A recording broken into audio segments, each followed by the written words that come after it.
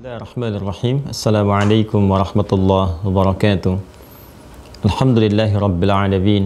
Wassalatu wassalamu ala rasulillahil karimil amin. Nabiyyina Muhammadin wa ala alihi wa sahbihi ajma'in wa ba'd. Kita mencoba untuk mempersiapkan diri dengan baik, dan sebelum sampai kembali kepada Allah tentunya ada masa tunggu ya, sampai tiba waktunya kita kembali, kita menghadap.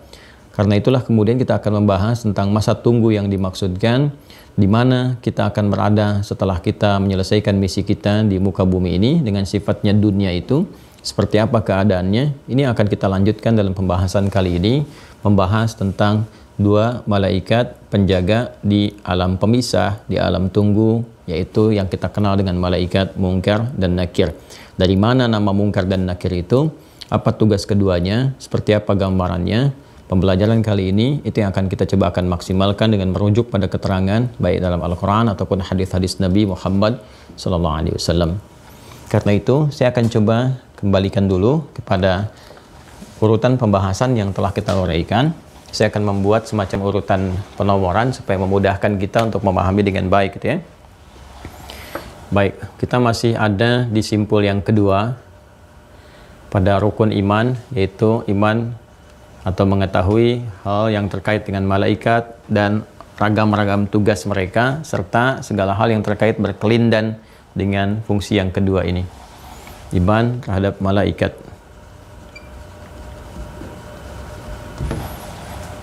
Baiklah, kita telah bahas terkait dengan Jibril,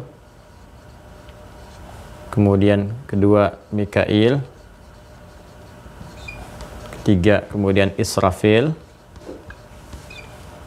keempat kemudian Malakul Maut,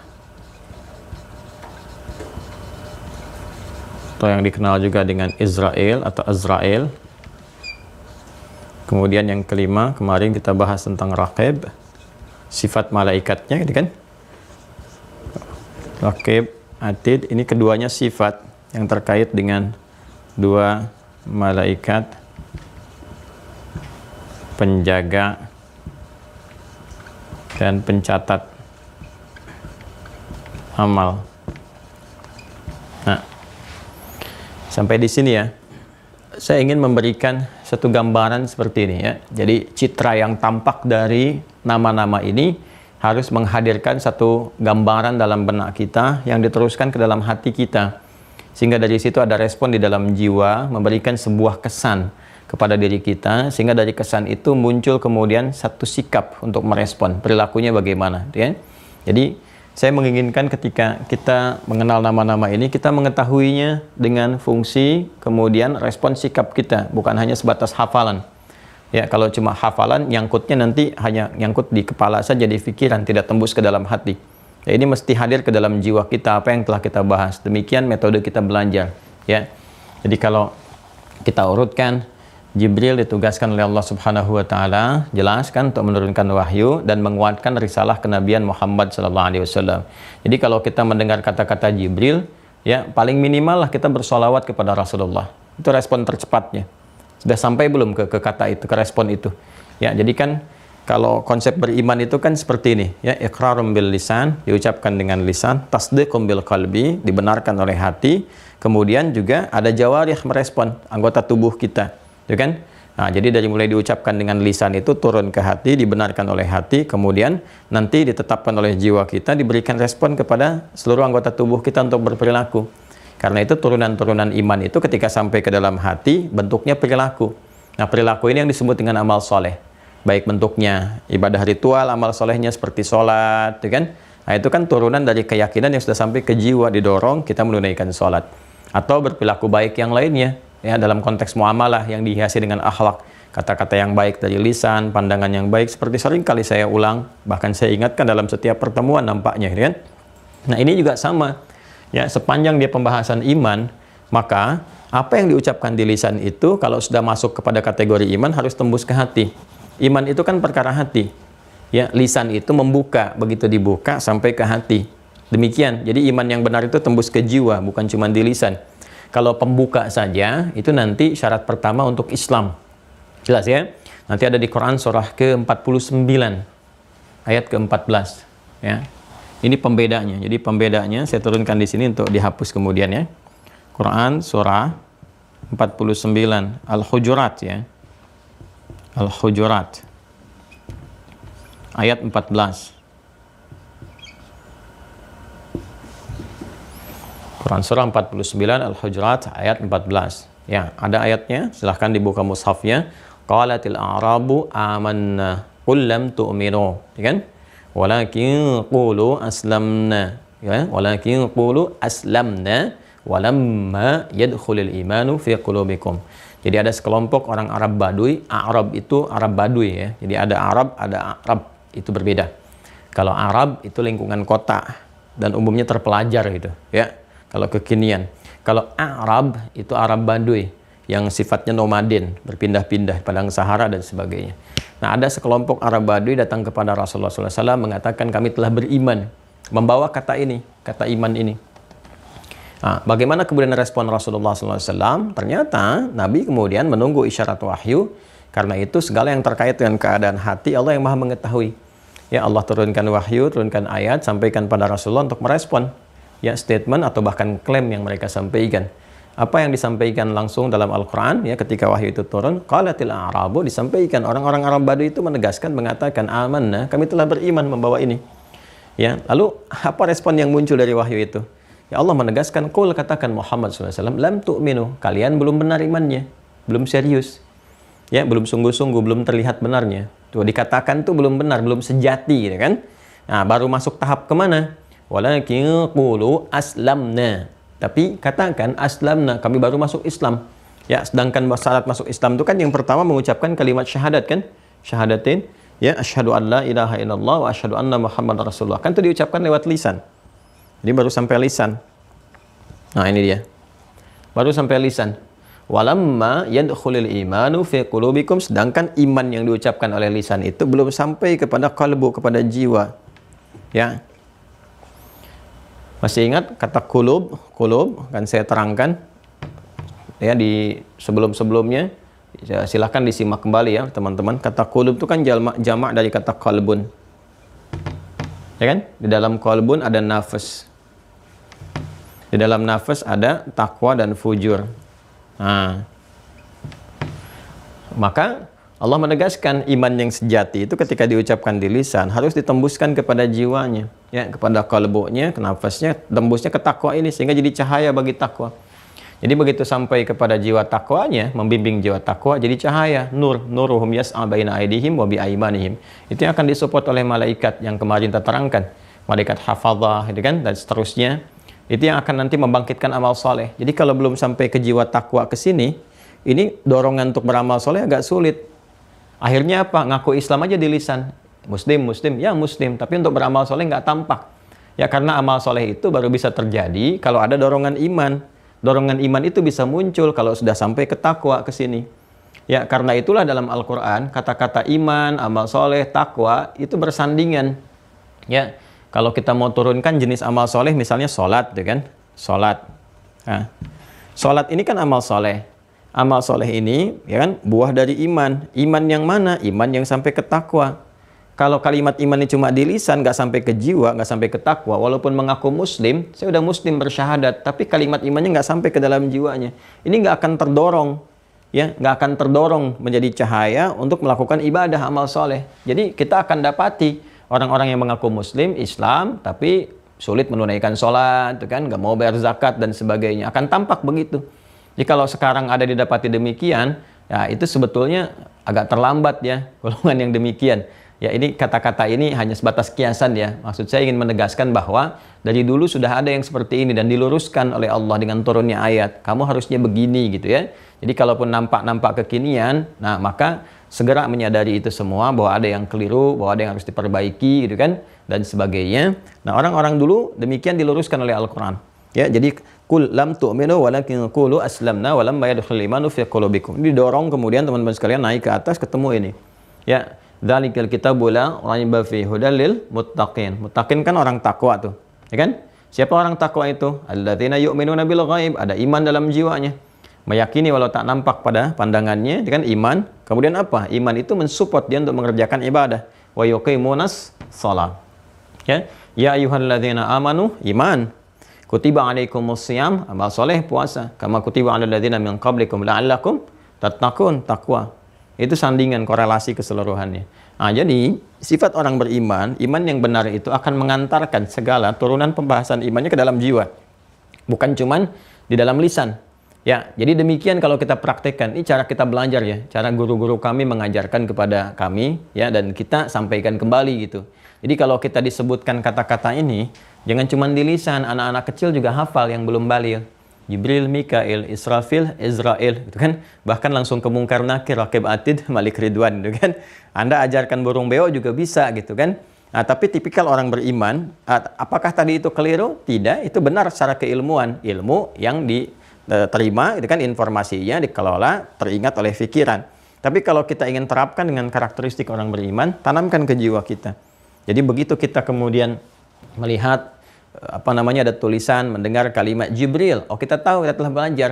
Tugas malaikat Jibril ditugaskan oleh Allah menurunkan wahyu, menguatkan risalah kenabian Rasulullah SAW, yang dengan itu jadi pedoman kehidupan kita. Maka kita ingat, ya, bahkan Al-Imam Al-Bukhari meneruskan kitab Bad'ul Wahyi, dimulainya wahyu, untuk menerangkan dulu kebenaran risalah Nabi Muhammad. Kalau kita sudah yakin benar, baru bab yang lainnya dibuka. Untuk apa membahas bab-bab yang lain kalau kita misalnya tidak meyakini risalah Nabi Muhammad SAW. Jadi turunnya malaikat Jibril diberikan tugas menurunkan wahyu. Di antara yang paling penting adalah untuk membuktikan dan menguatkan risalah dan kenabian Nabi Muhammad SAW, kerasulan Nabi Muhammad SAW. Jadi kalau kita mendengar, melihat dan sebagainya tulisan Jibril, kalau melihat malaikat Jibril kan nggak mungkin dia mendengar gitu ya tentang Jibril atau melihat pembahasan tentang ini. Jibril ya disebutkan, maka paling minimal kita ingat risalah Nabi Muhammad, kebenaran Nabi Muhammad sebagai rasul, petunjuk-petunjuk, kita mencintainya. Maka respon itu kalau sampai ke jiwa, keluar kemudian bimbingan cahaya muncul dari lisan kita ya. Kita katakan Allahumma shalli ala sayyidina Muhammad misalnya ya, atau paling minimal dalam sholat kan kita keluarkan asyhadu an la ilaha illallah asyhadu anna Muhammadar Rasulullah. Nah, ini yang dimaksudkan. Ya, dan itu nanti akan kembali kepada kita feedbacknya. Allah memberikan kemudian rahmatnya, kemuliaan-kemuliaan 10 kali lipat dari apa yang kita ucapkan. Ya, man shalla alayya salatan wahidah sallallahu alaihi asyru salawat. Siapa yang bersalawat kepadaku, kata Nabi sallallahu alaihi wasallam, 1 kali salawat, Allah memberikan salawat. Ya, memberi salawat di sini maksudnya salawat itu banyak ya maknanya. Dari kata salah, jamaknya salawat, artinya banyak sekali. Ada yang berarti doa, ya kan? Ada yang berarti permohonan ampunan, ada yang berarti pemberian rahmat. Makanya nanti dibagi dalam satu ayat dalam Al-Qur'an ketika disampaikan innallaha malaikatahu yusholluna 'alan nabi, kan? Allah dan para malaikat bersalawat kepada Nabi. Nah, itu salawatnya Allah dengan malaikat berbeda. Ya ayyuhalladzina amanu shallu 'alaihi wa sallimu taslima. Hai orang-orang beriman, kita salawat kepada Nabi. Itu beda. Jadi 3 ini, salawat Allah, salawat malaikat, kita kepada Rasulullah, itu tiga itu beda. Ya, sifatnya beda. Dari Allah itu rahmat. Dari malaikat permohonan ampunan. Dari kita permohonan doa. Yang dengan salawat itu Allah memberikan ya kepada kita lebih baik dari apa yang kita bacakan, artinya berkali-kali lipat. Ya, jadi kita bersalawat mengakui risalah Nabi Muhammad SAW, mengakui kemaksuman beliau, mengakui kemuliaan beliau. Jadi salawat kita kepada Rasulullah itu bukan doa kita kepada Nabi. Ya, Nabi nggak butuh doa kita gitu kan. Ya, justru dengan salawat kita itu kita mengikrarkan kebenaran risalah Nabi Muhammad, kebenaran rahmat Allah kepada beliau sallallahu alaihi wasallam, kan, jaminan rahmat Allah dan keselamatan, kemuliaan, ketentraman, kebaikan kepada Rasulullah. Ya, inna a'tainakal kautsar, kami telah jamin untukmu segala kenikmatan yang banyak dan sebagainya. Itu dengan salawat kita tetapkan itu. Begitu kita menetapkan demikian, dapat 10 kali lipat dari itu, yaitu Allah berikan rahmat, curahan, kesempatan ampunan dan sebagainya. Nah, ini mahal ya, modal sedikit kan, ya hasilnya banyak gitu. Modalnya kan dikit. Ya, kenapa nggak kita gunakan setiap hari? Setiap hari, coba saya mau tanya Anda, setiap hari bersalawat berapa kali?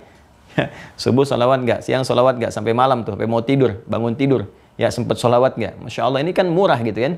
Dalam artian ringan diucapkan, tapi mahal sekali dapatnya, banyak dapatnya, keuntungannya banyak. Ya, Masya Allah. Jadi kalau dapat pembahasan ini, artinya penguatan risalah. Nah, makanya kan urutannya setelah itu rahmat. Kan? Setelah itu apa? Rahmat. Mikail, kalau disebutkan Mikail, ingat, ini pembawa rahmat, pembawa rizki, pembawa keberkahan.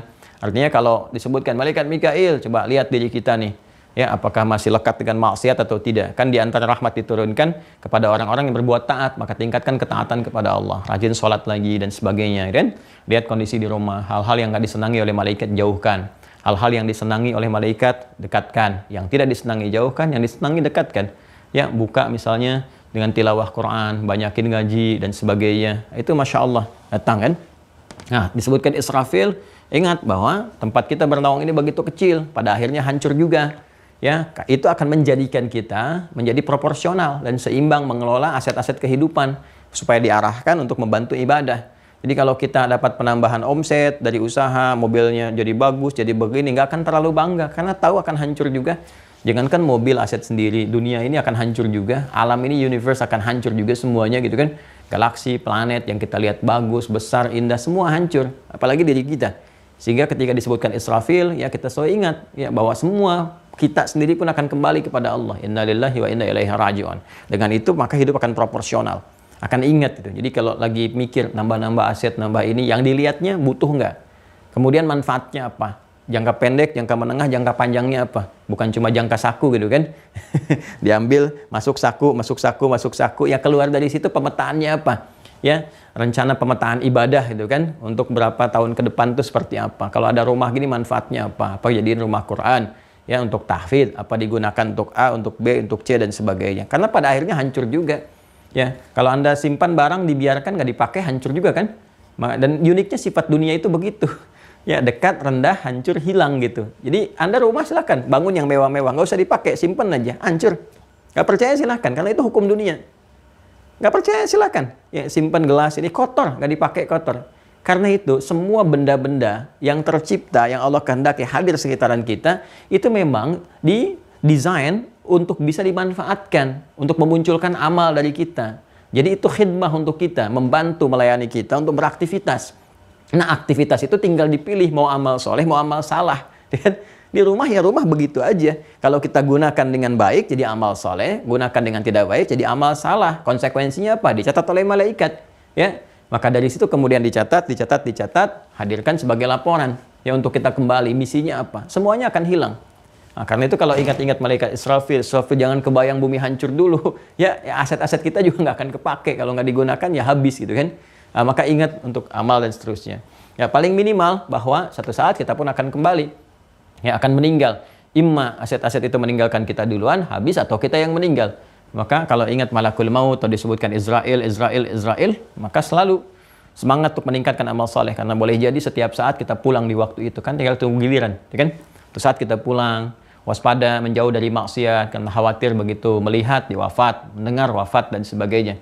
Dan selalu minta pertolongan Allah supaya ditolong, karena itu nggak mudah menjalani kehidupan yang benar. Minta pertolongan Allah kan, karena itu tiap hari kita katakan iyyaka na'budu wa iyyaka nasta'in, iyyaka na'budu wa iyyaka nasta'in. Nah, bacanya pakai iman ya, bukan cuma di lisan. Kalau pakai di lisan cuma begitu aja ya, iyyaka na'budu wa iyyaka nasta'in, tidak. Baca pakai iman.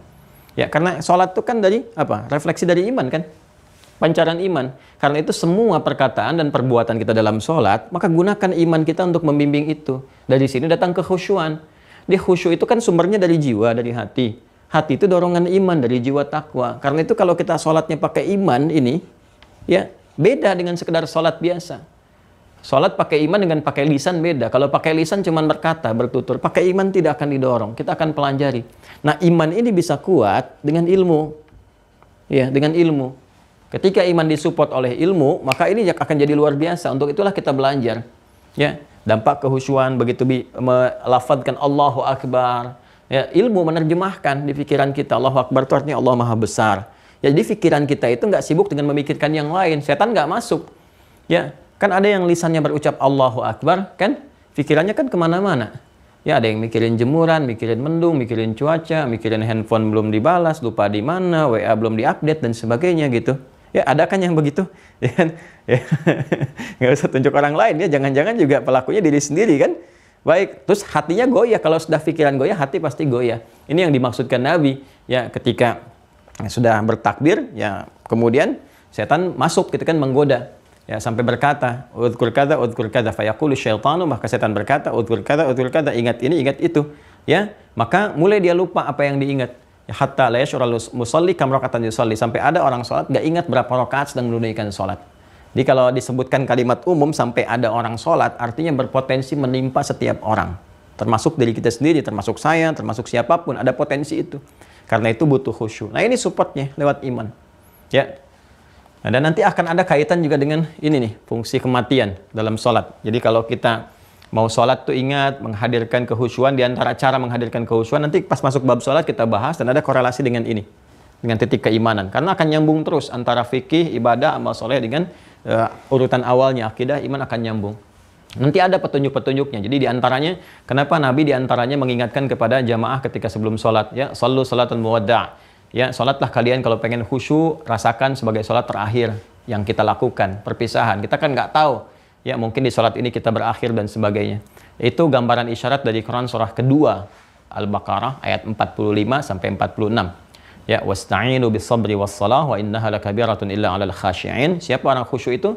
Alladzina yadhunnuna annahum mulaqu rabbihim wa annahum ilaihi raji'un. Itu orang yang menguatkan pada jiwanya, boleh jadi dia berjumpa dengan Rabbnya dan mungkin pada saat dia akan wafat. Nah, jadi mengingat kematian sebelum sholat juga, menghadirkan mungkin di sholat terakhir itu menambah kehusyuan. Tapi ada ilmunya juga. Ada ilmunya gitu kan. Ya, supaya nanti yang baca ayat surga malah nangis ya, baca ayat neraka malah diam gitu kan. Nah, itu ada ilmunya juga. Ya, dengan cepat kemudian setelah kita mengetahui ini sadar, sampai sini aja, sampai 4 nih, kalau kita paham, tulisin aja. Ya, misalnya di rumah tuh sampai paham, 1, 2, 3, 4. Itu kalau kita tuliskan di pintu-pintu misalnya, atau ini urutan, sampai ini aja, itu akan menjaga diri kita. Kalau kita paham ilmunya. Ya, apalagi diberikan nama anak misalnya. Dia kasih nama anak Jibril, Mikail, Israfil, dan sebagainya. Ya, ini kalau kita tuliskan ya di rumah. Terus kita belajar tahu ilmunya ini. Sampai di situ aja, kejaga diri kita. Kejaga. Ya? Nah, apalagi kemudian kita teruskan nih. Ya, 2 malaikat penjaga dan pencatat, Raqib Atid. Ya, disebut Raqib Atid aja kalau kita paham, tuliskan Raqib Atid. Ya, di buku catatan kita misalnya kan, kita punya catatan nih, tuliskan, "Hey, catatan kamu tidak akan lebih rapi daripada Raqib dan Atid." Kita baru tuliskan Raqib Atid aja kita mengerti, oh ada bisikan jiwa. Jadi kalau kita mendapatkan bisikan kebaikan, cepat siap-siap sholat, cepat begini, zakat cepat keluarin, begini dan sebagainya. Ya, mau berjalan kepada sesuatu itu nggak manfaat. Nah, itu kita kalau mengerti, sudah belajar bab ini, kita tahu, oh, malaikat sedang bisikan saya. Ya, Allah sedang bimbing saya lewat itu. Saya akan dicatat gitu. Itu akan menjaga kita. Makanya hafidhin tuh, disebutnya hafidhin, malaikat hafadhah, malaikat penjaga. Jadi cukuplah manusia kalau benar belajar ini aja nih, yang Raqib dengan Atid, itu akan terjaga. Terjaga dari perbuatan maksiat dan selalu tersupport untuk berbuat taat. Ini poinnya. Nah, ini yang saya inginkan teman-teman, dan ini yang kita inginkan, dan ini yang disupportkan oleh Al-Quran, oleh hadis-hadis Nabi Sallallahu Alaihi Wasallam. Jadi seperti ini kita belajar. Rukun iman itu baru bisa terlihat ya, dan terasakan kenyamanannya, terlihat bagaimana manfaatnya kalau kita praktekkan dalam kehidupan. Jadi kalau cuma jadi bab hafalan, ya selesai di pembelajaran, ujian tuntas beres gitu. Nah, ini yang kebanyakan terjadi di sistem pembelajaran. Sedangkan Nabi saat mengajarkan ini kan dengan prakteknya. Ya, dengan ujian, dengan macam-macamnya. Makanya 13 tahun bab akidah itu di Mekah. Dan jadinya luar biasa. Begitu jadi, kemanapun, Masya Allah. Jadi apapun tuh. Kan sahabat-sahabat Nabi itu 12.000 orang kan fase Madinah itu. Ada yang jadi panglima, ya, jadi birokrat, diplomat, jadi macam-macam, ya, jadi pebisnis, jadi semua. Dan dahsyatnya ini terjaga gitu. Ya, nah, kita udah puluhan tahun beriman tuh. Ya, sahabat Nabi kan fase Mekah dari nol kan. Ingat dari nol loh. 13 tahun waktu dibutuhkan. Nah, kita baru lahir udah beriman, dirawat, bahkan dari kecil belajar, menghafal, bahkan hafal rukun iman, rukun Islam, macam-macam. Saya sekarang 37 tahun, itu kan Anda mungkin sudah ada yang 40, 50, 60, atau sama, atau di bawah itu, dan sebagainya. Dia itu udah puluhan tahun. Ya, harusnya kita ada percepatan nih. Karena basicnya sudah ada. Kalau udah ada basic, tinggal tambah ilmu, tinggal kuatin. Hanya perkaranya, tanamkan nggak dengan kuat tuh dalam jiwa kita. Ya, tertanam kuat nggak? Sekarang butuh kita menguatkan. Udah dikuatkan betul tanpa ragu, udah nggak usah ragu. Atau meninggal juga besok lusa itu kan, kalau sudah tiba waktunya. Nggak usah ragu. Islam perintahkan ini sami'na wa ata'na. Begini sami'na wa ata'na. Bismillah. Dan selalu akan memberikan manfaat pada lingkungan. Nggak ada di ajaran Islam, tidak ada satupun yang bertentangan dengan aspek kehidupan. Sepanjang itu baik. Nggak akan ada bertentangan. Makanya Islam tuh dimanapun, itu akan selalu memberikan sebuah warna kebaikan. Dan akan selalu sesuai. Nggak ada yang bertentangan. Silahkan cek. Ya, ada larangan korupsi, Islam melarang tuh korupsi, larangan untuk berzina, larangan macam-macam, ya, dan sebagainya gitu. Ya, jadi tenang, nyaman gitu, dan pasti ada kemakmuran. Ya, cuma kitanya harus tambah pede. Nah, pede itu perkaranya iman. Kalau imannya semakin menguat, pede tampil kita. Ya, itu jadi persoalan kan, banyak orang Islam yang tidak pede dengan keislamannya. Yang paling celaka kan yang justru menyoal agamanya sendiri. Itu yang paling bermasalah gitu kan. Ya. Orang bodoh yang tidak tahu dirinya bodoh dan ngajak orang lain bodoh. Nah, itu kan golongan kelima. Orang pintar yang tahu dirinya pintar, kan? Orang pintar yang tidak tahu dirinya pintar, orang bodoh yang tahu dirinya bodoh, masih mending bisa belajar. Orang bodoh yang tidak tahu dirinya bodoh, dulu masih 4. Sekarang ada yang kelima, orang bodoh tidak tahu dirinya bodoh dan ngajak orang lain bodoh. Itu kelima. Ah, itu 2 tahun lalu tuh. Ternyata setelah 2 tahun, saya tahu ada yang keenam. Orang bodoh, nggak tahu dirinya bodoh, ngajak orang lain bodoh dan nekat. Itu ternyata ada yang keenam. Ya, selalu ingat ya, pintar itu anugerah, bodoh itu pilihan. Ya, yuk. Kemudian selanjutnya, nah ini dia. Setelah ini selesai, dicatat. Kan kita kemarin sudah berbicara tentang bagaimana seluruh amalan kita dicatat. Ya kan? Ada kitabnya, dipertanggungjawabkan, akan ditunjukkan kepada kita sekecil apapun. Ya, wa may ya'mal mithqala dzarratin khairan yarah wa may ya'mal mithqala dzarratin syarran yarah. Itu kan? Iqra kitabaka kafa bi nafsika al-yawma 'alaika hasiba dan sebagainya. Nah, semua ini akan berlangsung setelah kehidupan ya dunia kita atau risalah kita sebagai khalifah di bumi selesai. Begitu risalah kita, ya, risalah manusia sebagai khalifah, saya telah terangkan makna khalifah. Ya, yang saling menggantikan, membangun kemakmuran, kesuksesan baik dalam ibadah, muamalah dan sebagainya. Ini selesai, tertuju kepada alam terakhir, ya, yang tidak ada perpindahan lagi. Kalau di dunia kita masih bisa pindah-pindah sini ke sini ke sini ke sini, ya dengan syarat-syarat tertentu. Kalau udah ke alam ini sudah puncaknya di situ aja. Ya, ini puncaknya. Nggak ada alam lagi setelah ini untuk kehidupan kita manusia. Maka ini yang terakhir. Nah, maka disebut hari yaumul akhir. Sifatnya tambah tak disebut dengan akhirah. Maka di sini puncaknya imma mendapatkan rahmat Allah berupa surga, jannah, kan? Jannatun na'im. Ya, atau di sini ada azab, ada ancaman berupa an-nar dan kita berlindung kepada Allah dari yang demikian, ya. Nah, maka sebelum sampai ke sini, di alam di sini dihisab, dikumpulkan kita, mahsyar itu dikumpulkan, ya, mahsyar. Ya, husyara, ada surat al-hasyr, pengumpulan, mahsyar tempat perkumpulan. Ya, karena kita sering bilang tempat luas itu padang, kita bilang padang mahsyar, gitu kan? Ya, jadi tempat perkumpulan luas, bukan di Padang, bukan di Sumatera Barat, ya. Jadi tempat yang luas untuk dikumpulkan. Nah, di mahsyar di sini. Nah, sebelum tiba ke sini, ya, dikumpulkan untuk dihisab. Nah, masuklah ruang tunggu dulu, waiting list yang memisahkan antara dua alam. Ya, alam yang terkait dengan akhirat ke sini dengan alam yang terkait dengan dunia di sini. Ya, dunia. Ini yang pertama, al-ula, ya kan? Yang kita jalani. Ya, kemudian ini puncak akhirnya. Ya, di surah Ad-Duha kan ada walal akhiratu khairul laka minal ula. Walal akhiratu khairul laka minal ula. Jadi ini akhirat puncaknya, ini yang pertama yang kita jalani untuk beraktivitas di sini. Nah, sebelum masuk ke akhirah ini nanti ada pembatas. Nah, di antara keduanya yang tidak menyatukan dan tidak terlihat pembatas ini. Jadi nggak ketahuan oleh kita, itu kan? Nggak kasat mata, ya, nggak kelihatan dengan jelas dan sebagainya gitu. Tapi memisahkan dua ini. Sesuatu yang memisahkan, pemisahnya nggak kelihatan, ya, dan tidak menyatukan dua hal itu, ya, yang berbeda itu disebut barzakh namanya. Barzakh, ya. Bainahuma barzakhul la yabghiyan fa bi ayyi ala'i rabbikuma tukadziban. Demikian di surah Ar-Rahman yang biasa kita bacakan. Ya, di antara dua arus air itu, kan, ketika keduanya bertemu dari sungai A, sungai B atau dua sumber air bertemu, masuk ke lautan, begitu bertemu, ya itu tidak menyatu, seakan seperti ada pemisah. Dan yang menarik, ikan-ikannya pun punya karakter tersendiri. Ada yang nggak bisa masuk ke sini, di sini aja, balik sini. Itu Masya Allah ya, satu ayat itu dibuktikan sekarang secara ilmiah tuh. Ya, ada yang videoin macam-macam gitu. Saya tuh kadang-kadang suka seringkali bertanya gitu. Ke dalam jiwa kita memohon kepada Allah, ya Allah, kurang jelas apa lagi nih tanda-tanda kebesaran-Mu, ya. Kurang jelas apa lagi kebenaran risalah Al-Quran. Kan kalau kita cari di kitab manapun gak ditemukan. Dari mana sih seorang nabi, seorang rasul, ya, yang berkehidupan di tempat yang sangat di lembah gitu kan, sangat tidak muncul pengetahuan, jauh dari peradaban macam-macam kan, terlokalisasi di lingkungan lembah saja, akses pengetahuan itu terbatas sifatnya. Kok bisa mengatakan di lautan itu ya ada dua arus air yang kemudian bertemu, tengah-tengahnya itu nggak bisa menyatukan, ada pembatas yang nggak kelihatan. Dari mana taunya? Dari mana sumbernya? Dan itu bukan satu dua gitu kan, tapi banyak hal yang dikisahkan tentang bagaimana Fir'aun ditenggelamkan, tentang bagaimana kejadian di alam rahim, dan semua dibuktikan sekarang, termasuk pembahasan sesakala kemarin. Saya kadang-kadang sering gitu, kalau malam kita merenung, ya Allah, ini manusia kurang apa lagi sih yakin dengan Islam? Kurang apa lagi dengan kebenaran Al-Quran? Kurang yakin apa lagi? Terus yang udah beriman, kurang iman apa lagi? Apa nggak bisa takut kan? Apa nggak bisa merasa terancam dengan kematian, dengan hisab, dengan macam-macam? Kok belum yakin juga, belum bisa nangis juga, belum bisa sujud juga, gitu kan? Belum bisa khusyuk juga. Itu baru satu ayat tuh, teman-teman sekalian nih. Ya, saya yakin sih, demi Allah saya katakan, yakin saya. Kalau orang-orang yang belum beriman, saya selalu katakan belum dengan berharap beriman, gitu kan? Mereka baca aja ayat Quran, tunjukin. Ya, ada satu aja mereka baca, terus lihat gitu fenomena. Dia bandingkan dengan yang lain, kitab-kitab lain dan sebagainya. Pasti demi Allah saya katakan, dia akan menemukan kebenaran.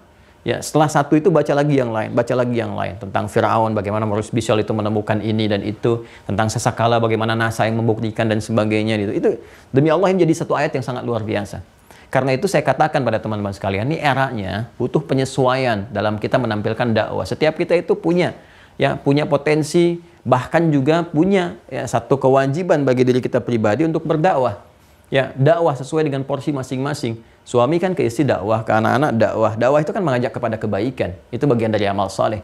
Maka sekarang digital itu penting untuk penyesuaian dari kita. Alih-alih bikin status yang gak jelas, ngapain sih? Di Instagram, di Facebook, di ini. Bikin aja status-status yang betul. Satu ayat hari ini. Ya, Anda bikinkan satu ayat tuh, marajal bahraini yaltaqiyan, itu kan? Bainahuma barzakhul la yabghiyan, fa bi ayyi ala'i rabbikuma tukadziban. Terus video yang di YouTube tuh tayangin. Yang nggak nyambung itu dua arus macam-macam, tampilkan itu kebenaran risalah Islam. Ya, tentang sasakala, majukan satu aja surah Al-Haqqah surah 69 itu. Ya, ayat 13 sampai dengan 14. Begitu Anda tampilkan satu ayat aja, terus munculkan riset dari NASA-nya, macam-macamnya gitu. Yang telah terbukti kebenarannya. Nah, ini kan sangat luar biasa. Nah, ini di barzakh namanya. Barzakh ini kenapa disebut alam barzakh? Kan alam barzakh kan? Ya kan? Ya, kita nggak nyebut lokasinya kan, tapi nyebutnya alam. Ya, alam itu kan begini.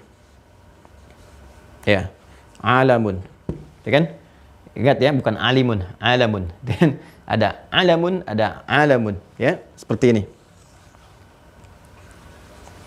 Alam itu kan seakar. Ya, dengan kata apa? Seakar dengan kata alima, dengan kata alamah.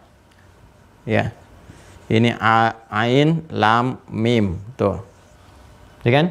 Kemudian seakar juga dengan kata alamah. Ya. Alamah itu apa? Tanda. Tanda. Makanya kenapa tempat-tempat kita bernaung dan sebagainya disebut dengan alam. Karena di alam itu Allah meletakkan tanda-tanda yang mendekatkan kita kepadanya, yang mengenalkan kita kepada Allah. Ini yang dimaksudkan inna fi khalqis samawati wal ardi wa ikhtilafil laili wan nahari la ayatil liulil albab. Karena itu ketika Allah merawat semua alam itu, Allah memberikan tanda untuk mendekatkan kita mengenali Allah Subhanahu wa taala. Makanya ada tanda-tanda kebesaran Allah di lautan supaya saat ke laut, saat melihat kita ingat sama Allah. Ada tanda kebesaran di udara, di angkasa, di langit dan sebagainya. Begitu kita melihat kita ingat kan tentang kebesaran Allah, menjadikan kita kembali kepada Allah. Demikian pada diri kita juga sepenuhnya. Ya, yang merawat, yang memperhatikan perhatian, kebutuhan dan sebagainya serta memberikan tanda kebesaran disebut dengan Rabbun dari sifat rububiyah. Ya, karena itu Allah menetapkan semua tanda-tanda kebesaran di semua alam yang Dia ciptakan. Ya, alam kalau kita jamakkan menjadi alamin. Yo. Bukankah tiap hari kita katakan alhamdulillahi rabbil alamin. Nah, ya, ini insya Allah banyak informasi yang kita dapatkan di subuh kali ini ya, dari ilmu yang baik. Nah, ini ada alam. Alamin itu jamak dari kata alam, jam'ul jamak. Ini aja udah jamak. Alam manusia udah banyak nih. Ini jamak nih. Alam manusia, alam hewan, alam macam-macam. Di alam ini kita mesti baca alamat nih. Bahkan udah diserap dalam bahasa Indonesia alamat. Alamat kan yang mendekatkan kita pada tujuan. Di mana alamat Ustadz Adi Hidayat? Oh, di Kuantum Akhyar, di Bekasi, begini. Begitu tahu alamatnya, cek. Sekarang ada Google Map, ada macam-macam gitu kan. Lebih cepat sampai ke tujuan kan. Allah letakkan tanda-tanda. Ya, dari setiap ciptaannya di semesta ini diberikan nama dengan alam. Ya, alam. Ada alamat di situ, ada tanda yang harus kita baca. Tanda spesifiknya disebut dengan ayat. Jadi dari setiap penciptaan itu ada ayat, ada tanda yang mendekatkan kita kepada Allah. Karena itu Al-Quran kenapa firmannya disebut dengan ayat? Karena setiap kali kita baca, hubungan kita kepada Allah menjadi lebih mendekat. Ya, innamal mu'minuna alladzina idza dzukirallahu wajilat qulubuhum wa idza tuliyat 'alaihim ayatuhu zadatuhum imana wa 'ala rabbihim yatawakkalun. Jadi lebih dekat dengan Allah. Nah, semua di alam ini ada tanda, ada ayatnya yang mendekatkan kita pada tujuan kehidupan. Apa? Taqarrub ilallah. Mendekat kepada Allah. Ya, karena itu banyak nanti tersebar di dalam Al-Quran. Inna fi khalqis samawati wal ardi wa ikhtilafil laili wan nahari la ayatil li ulil albab. Ya, inna fi khalqis samawati wal ardi wa ikhtilafil laili wan nahari wal fulki allati tajri fil bahri bima yanfa'un nas. Terus ujungnya la ayat. Ya, ada Al-Baqarah 164 itu yang di lautan.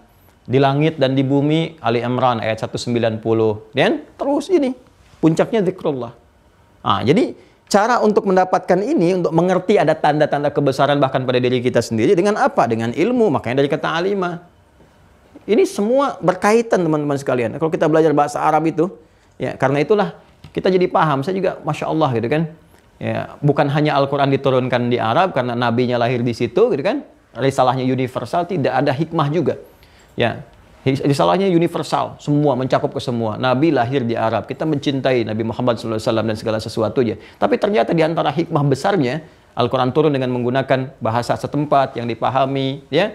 Tapi juga kenapa kita bertanya, kenapa dengan menggunakan bahasa Arab? Ternyata di antara hikmahnya bukan sekedar nabinya turun di Arab, jadi wajar bahasanya bahasa Arab, tapi ternyata bahasa Al-Quran, bahasa Arab itu bisa mencakup banyak makna yang tidak tercover, ya, tidak tercakup oleh bahasa-bahasa lainnya. Banyak hal. Anda tahu satu kata aja, itu bisa hafal 12 kosakata. Ya. Alima ya'lamu ilman fahuwa alimun wa dzaka ma'lumun alim. Ya, alim itu orangnya, maklum diketahui. Kemudian terus sampai ulima ya'lamu, sampai 12 kali tasrifan. Belum dicabangin lagi. Belum kalau di otak-atik kalimatnya menggunakan pertukaran qalbul makani. Ya. Nah, ini seperti ini nih. Jadi kalau kita menginginkan tahu tanda-tanda kebesaran Allah di alam, jamaknya alamin, mendapatkan alamat, maka mesti menggunakan ilmu. Ya, alima ya'lamu ilman masuk ke sini. Nah, ini juga demikian teman-teman sekalian, alam barzakh, gitu kan? Nah, kalau kita ingin tahu tentang segala yang terkait dengan alam barzakh, pemisah yang nggak tampak oleh pandangan kita. Karena ini udah bicara perkara gaib. Ya, gaib itu kan nggak tampak. Kalau sudah nggak tampak, gaib ini perkara iman. Nah, ini dia. Udah, kalau udah perkara iman, ya perkara udah parameter keislaman kita, keyakinan kita, yakin tanpa ragu. Ini ukuran keberagaman kita di sini nih, ya. Yakin tanpa ragu. Ukuran kesolehan, ketaatan ada di sini, ada di iman. Ya. Jadi kalau masih ada yang menyoal, bukan dengan maksud untuk belajar, ya, tapi maksud untuk menyangkal. Nah, itu menandakan kedangkalan iman. Ingat ya, kalau ada yang menyoal, bukan maksud untuk belajar, tapi maksud untuk menyangkal, menunjukkan kedangkalan imannya. Imannya rendah, imannya bermasalah. Ya, nggak benar tuh ada kehidupan di barzah, nggak benar tuh ada siksa atau ini di dalam kubur macam-macam dan sebagainya, ya kan? Tapi bukan maksud untuk belajar, maksudnya untuk menyangka, hanya untuk menampilkan hawa nafsu. Ini menunjukkan dangkal iman. Jadi kalau sudah bicara-bicara perkara gaib, ini karena gaib, akal nggak bisa nangkap, karena akal itu hanya menangkap yang diketahui lewat ilmu, lewat indera masuk, ditangkap oleh akal. Ya, jadi artinya apa? Artinya akal terbatas. Karena semua yang melekat pada perangkat fisik manusia itu terbatas sifatnya. Pendengaran terbatas, pandangan terbatas, ya kan? Ada yang bisa dilihat, ada yang tidak. Ada yang bisa didengar, ada yang tidak. Kenapa saat pandangan dan pendengaran terbatas, akalnya nggak mau terbatas? Artinya, kalau ada yang nggak bisa ditangkap oleh pandangan kita, kita menggunakan alat bantu. Ya kan? Pakai teropong, beli lagi teleskop dan sebagainya gitu kan? Nggak bisa ditangkap oleh pendengaran kita, kita gunakan alat bantu. Ada alat bantu dengar. Nggak bisa ditangkap oleh akal kita, ada alat bantu, namanya iman. Maka iman yang digunakan. Ya, untuk mensupport iman itu nanti ada turunan-turunan. Apa turunan informasinya? Berupa wahyu. Ya. Jadi iman itu nanti ilmunya didapatkan lewat wahyu. Ya. Nanti ada yang berupa langsung. Lafaz dan maknanya disampaikan dari Allah langsung kepada Rasulullah lewat malaikat, Jibril misalnya. Ini nanti ada Al-Quran. Ya. Makna yang diberikan pada Rasulullah dipandu oleh malaikat, disampaikan lafadznya oleh Nabi yang disebut dengan hadis, ya. Diikuti oleh kita disebut dengan sunnah. Penguatnya ke sini. Begitu kita dapatkan referensi dari sini, nanti muncul hikmah. Ini cara konsepsinya ya, konsep berpikirnya. Awas hati-hati. Ini agak rumit tapi mudah-mudahan Allah berikan bimbingan kepada kita untuk mudah dipahami. Jadi ketika iman itu ingin menangkap sebuah peristiwa yang nggak bisa ditangkap oleh akal, ke sini larinya. Lihat Quran, lihat hadis. Nanti begitu dapat informasi dari sini, Allah turunkan hikmah. Hikmah ini puncak ilmu. Wa may yu'tal hikmata faqad utiya khairan katsira. Begitu dapat hikmah, baru dibimbing akal. Ya, akal dibimbing untuk bisa menangkap, oh ini maksudnya. Oh ini jalannya dan sebagainya. Ya. Kadang-kadang dikasih tanda lewat mimpi, kadang dikasih tanda lewat kejadian terjadi, ada yang dikuburin terjadi begini, ada yang dibongkar kuburan kelihatan begini. Akal baru ngerti, tadinya nggak ketangkap. Kok bisa nih puluhan ratusan tahun, jasadnya kok tetap sempurna, nggak ada yang luka, nggak ada yang macam-macam, bahkan kafannya masih bersih, sementara yang lain ada yang rusak, hancur, tulang belulang, dan sebagainya. Ya, akal tuh nggak bisa nangkap, tapi begitu diperlihatkan sebagai tanda, baru menyadari, hikmah namanya. Oh, ternyata ini ada hadisnya begini. Oh, ternyata ini ada ayatnya begini. Afala ya'lamu idza bu'thira ma fil qubur? Apa nggak tahu, kan? Bagaimana ketika kejadian dibangkitkan di alam kubur, ternyata akan bangkit. Akal nggak bisa nangkap tuh karena belum nyampe ilmunya, belum ada. Ya, kan belum ada pengalaman yang terjadi ya, di kuburan bangkit gini, dihisab ini belum ada. Akal nggak bisa nangkap karena akal itu terbatas penangkap hanya apa yang telah sampai lewat informasi. Data sampai diolah jadi informasi, jadi pengetahuan baru bisa terekam oleh akal. Baru dari situ merespon. Ya, yang nggak dapat itu nggak bisa disimpulkan. Ya, karena itu nggak bisa menggerakkan logika juga. Nggak semua bisa dilogiskan. Kenapa? Karena logika pun bergantung pada sumber pengetahuan. Ya, kenapa anak kecil logikanya belum matang? Karena apa? Karena pengetahuannya belum matang, informasi belum banyak. Ya, dan tidak mendorong pengalaman dia dan tidak melatih. Karena itu semakin banyak pengetahuan, semakin banyak masuk terlatih, akal jadi tajam. Ya, karena itu bahan untuk akal itu pengetahuan. Iqra, baca, tilawah, memahami, riset macam-macam itu untuk mensupport daya berpikir kuat. Nah, ini harusnya yang seperti ini dipahami dengan jelas. Saya tuh kadang-kadang suka nggak paham gitu ya untuk sementara orang. Kalau urusan dunia tajam sekali akalnya. Tapi untuk urusan akhirat dengan logika yang sama, yang sangat sederhana, nggak bisa dipakai. Itu kan? Dan sebagainya. Jadi ini cara berpikir yang harus kita pahami. Ya. Nah, termasuk kalau sudah perkara-perkara iman, apa itu perkara iman diantaranya yang dibahas oleh iman? Gaib, alam gaib. Ini udah sulit bagi akal menangkap. Ya, sulit bagi akal menangkap. Anda mau sampai gimana, mau sampai batuk, sampai bersin, sampai macam-macam, nggak akan bisa nangkap. Gitu. Mau belajar sekuat-kuatnya juga. Nah, ini karena perkara apa? Perkara gaib. Ya. Lalu kenapa Ustadz Allah tidak menjadikan itu dipahami aja untuk menunjukkan kuasa Allah? Bahwa nggak ada semua bisa dikuasai oleh manusia. Kita cuma sedikit, menyadarkan kita sedikit ilmu. Jangan sombong. Ya, jangan terlalu merasa paling benar, jangan terlalu merasa paling hebat dan sebagainya. Tidak, ada hal-hal di luar itu yang nggak bisa kita jangkau untuk menunjukkan kuasa Allah Subhanahu wa Ta'ala. Lalu Allah berikan tanda kepada kita, tangkap lewat ini. Nah, karena ini masuk perkara gaib yang nggak kelihatan oleh kasat mata kita seperti apa perkaranya, taunya hanya fisikal aja, disimpan, dikuburkan dan sebagainya, gitu kan? Nah, setelah itu yang terjadi apa kita nggak tahu.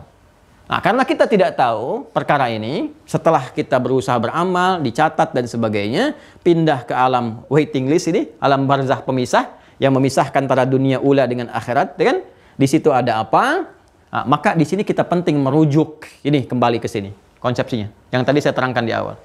Maka sepanjang tidak tertangkap oleh akal, kita ke sini dulu. Lihat di Quran, lihat di hadis, maka nanti datang hikmah membimbing akal kita untuk menyiapkan persiapan terbaik apa untuk menyongsong kehidupan di alam gaib, yaitu di alam barzakh, alam pemisah, alam waiting list. Kita masuk waiting room dulu. Listnya ada nih, kita nih, list. Waiting list itu kita sekarang udah masuk waktu waiting room nanti. Ya, ruang tunggu.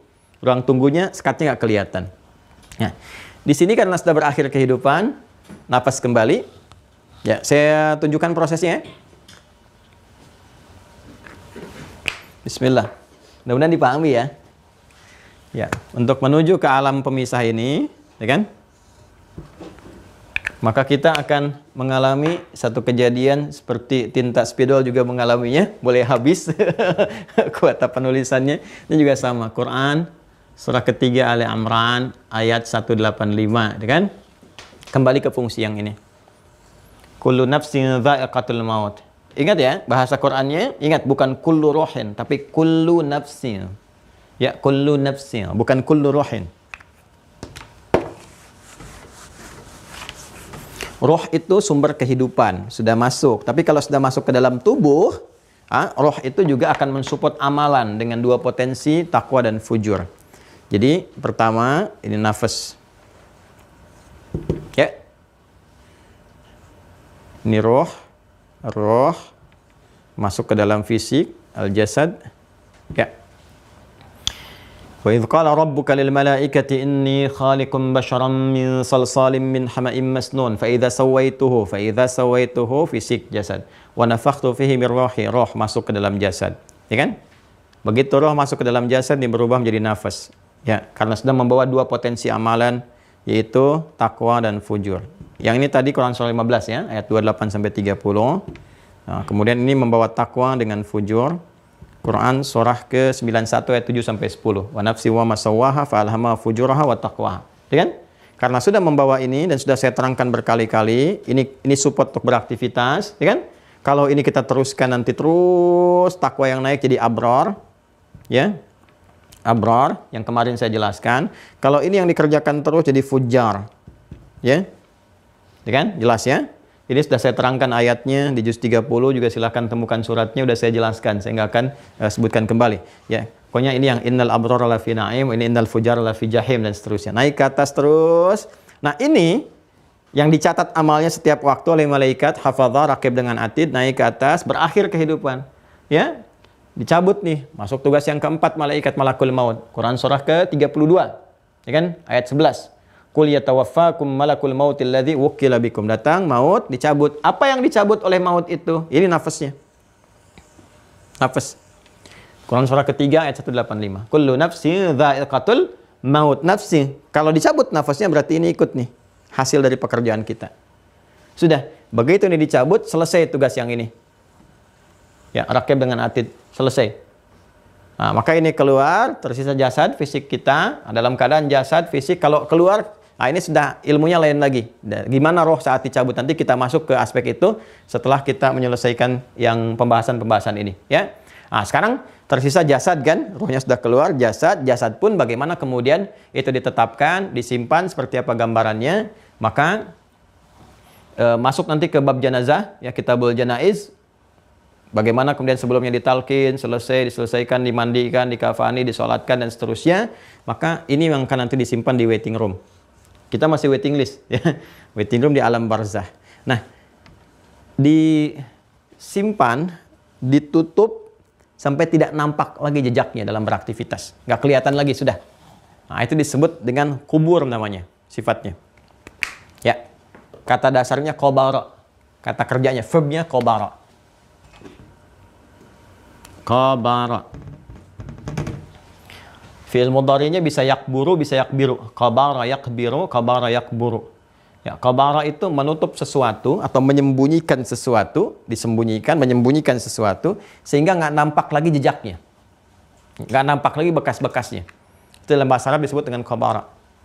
Keadaannya disebut dengan kubur. Alam barzakh dinamai juga dengan kubur. Ya. Untuk menunjuk kepada jejak fisiknya. Kenapa disebut dengan kubur? Karena di tempat itu kita ditutup, ya, seakan seperti disembunyikan jasadnya dalam bahasa kiasan, ya. Ditutup sehingga nggak nampak lagi jejak-jejak aktivitasnya. Ya, nggak ada jejak kaki lagi, nggak ada jejak pembicaraan lagi, nggak ada jejak aktivitas dan sebagainya. Ya, maka berada di sini, di alam kubur ini. Jelas ya?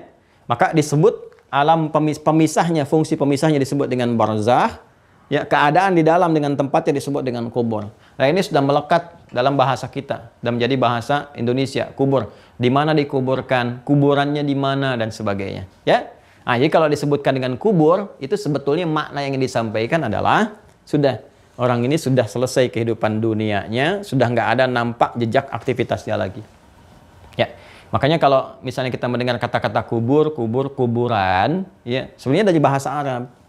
Makna yang ditangkap bukan sebatas, maaf, orang yang dikubur di situ. Artinya sudah selesai, dimakamkan di situ. Bukan. Di antara maknanya, betul secara fisikal dia dikubur di situ, dimakamkan di situ. Tapi secara maknawi itu memberikan kesan kepada diri kita. Kalau orang sudah begitu artinya hilang jejak aktivitasnya. Selesai urusan dunianya. Gak bisa lagi beramal. Gak ada lagi yang lain-lain. Jadi kalau kita ingat kuburan, ya balikan ke diri kita feedbacknya. Suatu saat saya akan selesai. Jejak amal saya selesai. Jejak langkah saya nggak akan ada lagi. Ya, jadi kenapa disebut alamnya alam kubur, tempatnya dengan kubur atau kuburan dengan bahasa kita, untuk memberikan kesan bahwa di tempat itulah kemudian, ya kan, manusia yang telah wafat ini kemudian disimpan, ditutup, selesai, dan dalam keadaan itulah dia nggak bisa meninggalkan jejak kehidupan lagi, ya artinya nggak bisa berpijak lagi, beraktivitas lagi dan sebagainya. Selesai semua dengan apa yang telah dia kerjakan saja dan tercatat dalam amalan yang didokumentasikan dengan sempurna oleh Raqib dan Atid. Nah pertanyaannya, saat ditempatkan di kubur ini, apa yang terjadi di dalamnya? Ya kan? Ini, apa yang akan kita ulas? Apa yang terjadi di sini? Ini kan akal belum bisa nangkap. Karena nggak ada referensi satupun yang pernah sampai kepada kita suasana kuburan. Kan belum pernah ada orang yang dikubur benar-benar meninggal, kuburan, terus kasih informasi ke kita sehingga jadi bahan pengetahuan. Pedoman berkehidupan di kuburan misalnya kan. Pedoman menata cahaya di alam kubur. Saya pengen ngambil jurusan kelistrikan buat di alam kubur, nata kalau gelap-gelap banget bisa ini. Saya ngambil jurusan arsitek ya, arsitek tapi spesialisasi kuburan. Supaya nanti di dalam kubur bisa luasin dikit, tata kelolanya bisa lebih bagus. Nggak ada. Belum ada sampai sekarang. Mana kampus yang menerangkan tentang jurusan kuburan? Nggak ada.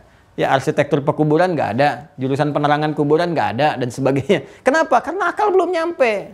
Karena itu jangan dipaksain akal menilai sesuatu yang memang nggak nyampe ke sana. Udah tahu terbatas pengen dibahas. Kalau pengen tahu iman dulu Joni. Nih iman, tangkap ke sini baru dapat info. Karena infonya hanya ada di sini. Ya untuk bisa menguatkan akal maka kita cek.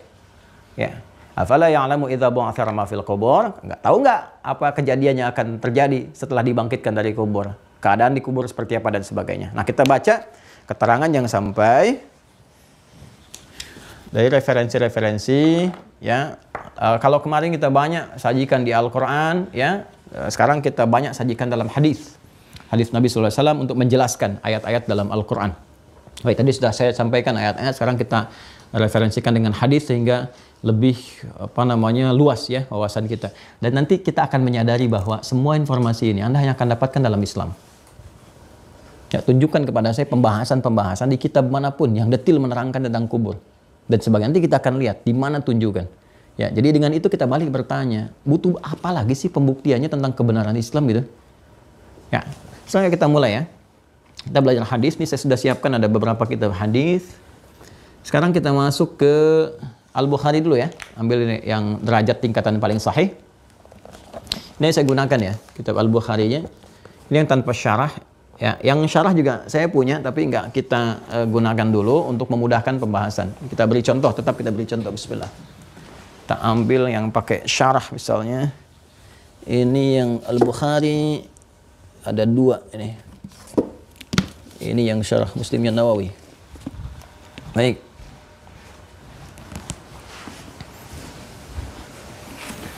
Nah, ini yang syarah singkat nih, teman-teman sekalian. Yang ini singkat, ya. Ini 3-4 jilid saja. Ya. Kalau ingin agak panjang, yang paling populer syarahnya yang ini, Fathul Bari fi Syarah Sahih Al-Bukhari karya Ibnu Hajar Al-Asqalani, ya kan? Ini 18 jilid sendiri. Ya. Ini dari 1 jilid ini, penjelasannya 18 jilid, teman-teman. Ini 1 jilid begini nih. Ditulisnya oleh Imam Al-Bukhari 16 tahun. Setiap tulis 1 hadis, sholat dulu untuk mendapatkan taufik dari Allah. Sholat ditulis di Mekah, selesai di Madinah. Dan beliau menulis ini sebagai hujjah bertemu dengan Rasulullah. Jadi menyiapkan bekal terbaik sebelum kembali kepada Allah dan ingin berjumpa dengan Rasulullah. Bekalnya nulis ini. Nah, sekarang kita bekalnya apa tuh? Ingin berjumpa dengan Rasulullah, bekalnya apa? Beliau bawa bekal ini ya, sebagai hujjah untuk berjumpa dengan Rasulullah SAW.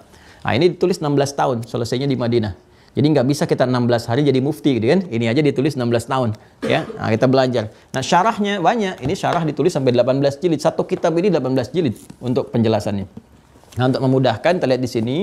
Ada Kitabul Janaiz. Ya, Kitabul Janaiz yang ke-23 ya. Jadi ada 97 topik di Sahih Al-Bukhari. Ya, mohon izin ya, saya tidak bermaksud mengajari, hanya share apa yang guru kami pernah sampaikan. Mohon izin. Jadi nanti ada kitab hadis itu macam-macam. Ya, di antaranya ada namanya Jami'. Ya, kalau kitab Jami', Al-Jami' itu artinya yang menghimpun secara komprehensif, judulnya masih luas. Masih luas judulnya. Ya, seperti kitab Al-Bukhari ini. Nama klasifikasinya Al-Jami' namanya, kitab Al-Jami'. Ya, kalau kita ingin lebih detail, Al-Jami' As-Sahih Al-Musnad Al-Mukhtasar min umuri Rasulullah sallallahu alaihi wasallam wa sunanihi wa ayyamihi. Kan? Kitab ini berisi bab yang luas pembahasannya, ya, yang singkat, yang padat, yang tersambung semua referensinya kepada Rasulullah, berisi kegiatan-kegiatan Nabi dan juga kegiatan hariannya selama 24 jam seperti apa. Dibagi ke 97 topik. Ya, kalau Anda ingin membahas yang spesifik misalnya tentang hadis-hadis terkait dengan masalah fikih, ya, tentang dari mulai wudhu, taharah, ke sholat, ke zakat dan sebagainya, masalah fikih babnya, maka nyari kitab sunan namanya. Makanya Anda temukan Sunan Abu Daud, Sunan At-Tirmidzi, itu spesifik fikih. Jadi kitab hadis yang disusun berdasarkan urutan fikih. Ya. Jadi kalau Anda mau baca terkait langsung fikih, kalau mau cepat cari kitab sunan. Ya, jadi kalau awam berpikirnya begini, oh yang paling sahih Al-Bukhari, itu pikiran awam. Tapi kalau orang punya ilmu nggak begitu. Di kitab sunan banyak yang sahih. Kalau kita mau tematik yang cepat, cari kitab sunan. Ya? Kalau Al-Bukhari masih umum. Ya, Muslim masih umum. Kalau ingin mencari siapa periwayatnya, berapa banyak meriwayatkan, cari kitab musnad. Musnad. Seperti Musnad Imam Ahmad bin Hanbal. Ibu ingin cari Sayyidah Aisyah berapa hadisnya, apa saja hadisnya, saya ingin ikuti. Kan? Nah, itu cari ke situ. Nah, di sini di Al-Bukhari itu ada 97 topik. Ya, 97 pembahasan. Disebutnya kitab lagi. Di setiap topik ada hadis-hadisnya.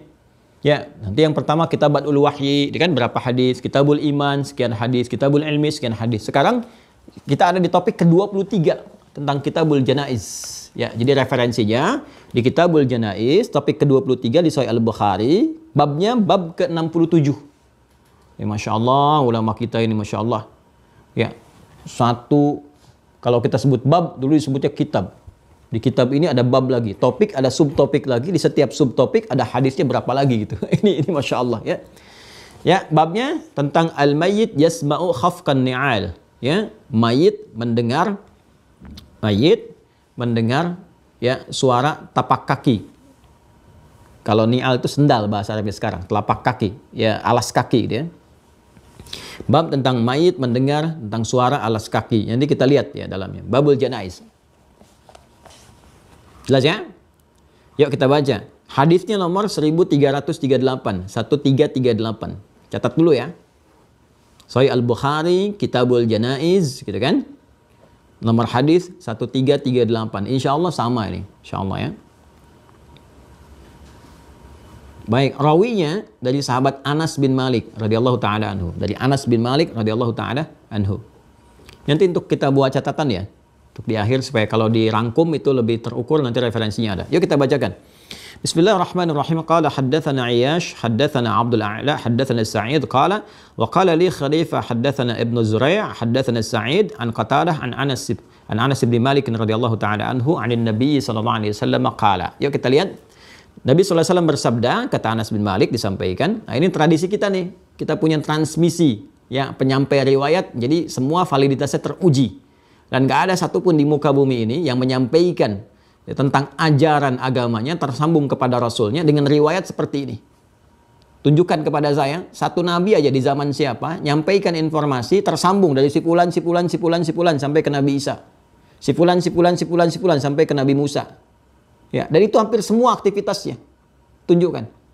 Gak akan ditemukan. Ini menunjukkan kebenaran risalah Islam. Yang semua terverifikasi dengan baik gitu ya. Makanya kita punya ilmu dirayah, kita punya ilmu riwayah. Riwayat untuk menguji kualitas matan, informasi, dirayah untuk menguji kualitas transmisi periwayatannya siapa yang menyampaikan.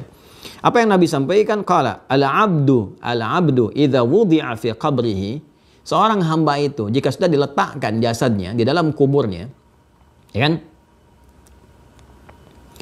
Wa tuwalliya wa dhahaba ashabuh. Wa tuwalliya wa dhahaba ashabuh. Kan? Kemudian ditinggalkan oleh orang-orang yang telah mengiringinya. Jadi mengiringi, memakamkan, dah selesai, ditinggalkan. Ini tuwalliya di riwayat Al-Bukhari ya. Di riwayat Muslim nanti riwayatnya tawalla. Karena hadis boleh disampaikan dengan makna. Ya. Di hadis Muslim hadis 2870 ini ada yang serupa. Jadi ada di Sahih Bukhari dan Sahih Muslim. Ini ada Sahih Muslimnya.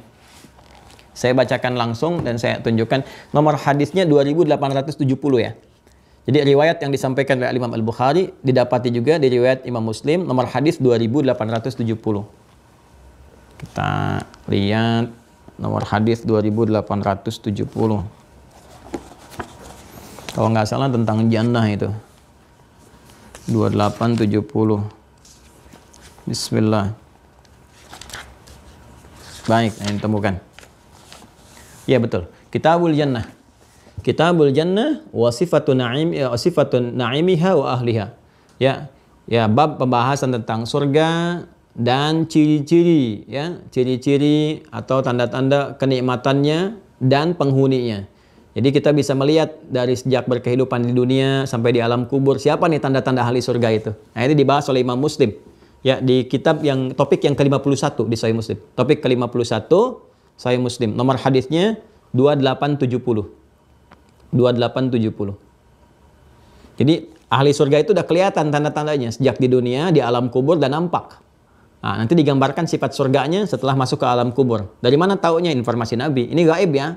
Gaib. Kalau gaib tempatnya iman nangkapnya lewat apa? Al-Quran dengan hadis, baru datang hikmah. Saya bacakan yang hadis Muslim sampai ke redaksi yang serupa dengan Al-Bukhari ya. Nanti kita teruskan lagi yang Al-Bukharinya. Bismillahirrahmanirrahim. Qala haddatsana Abdun ibnu Humaid, haddatsana Yunus bin Muhammad, haddatsana Syaiban ibnu Abdurrahman an Qatadah, haddatsana Anas ibnu Malikin. Qala, yang tadi ya, Anas bin Malik radhiyallahu taala anhu, rawi yang sama. Qala Nabiullah sallallahu alaihi wasallam, bersabda Nabi sallallahu alaihi wasallam, innal abda, sama tadi, idza wudi'a fi qabrihi, jika sudah diletakkan ya di dalam kuburnya, wa tawalla anhu ashabu. Ini yang tadi saya maksudkan. Kalau di Al-Bukhari wa tuwalliya wa dhaba ashabu, di sini wa tawalla anhu ashabu. Sama maknanya. Ya, artinya apa? Artinya ini bedanya hadis dengan Al-Qur'an. Kalau ditanya apa perbedaan hadis dengan Al-Qur'an, ya kan persamaannya sama-sama wahyu, perbedaannya adalah Al-Qur'an lafaz dan maknanya langsung dari Allah. Lafaz dan maknanya langsung dari Allah. Ya.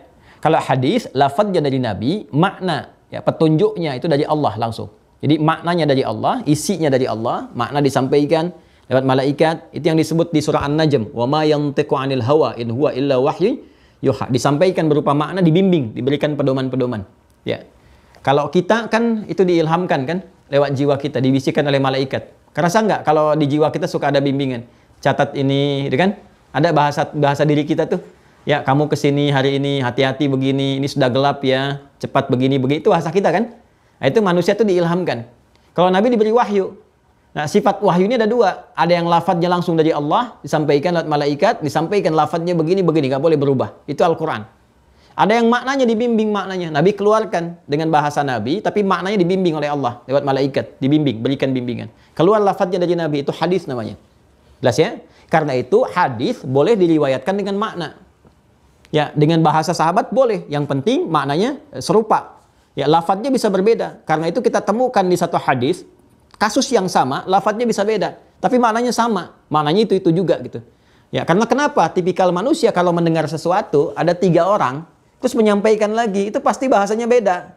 Besar kemungkinan nggak akan sama bahasanya. Ya kan? Itulah hikmahnya. Sehingga agama nggak susah. Yang Quran sudah jelas, ya berapa ayat jumlahnya dan sebagainya, sehingga mudah untuk dihafalkan. Yang hadis memberikan tafsiran. Tafsir itu kan nggak harus dihafal lafadznya, tapi paham artinya, paham maknanya. Jelas ya? Paham maksudnya. Ini hikmahnya.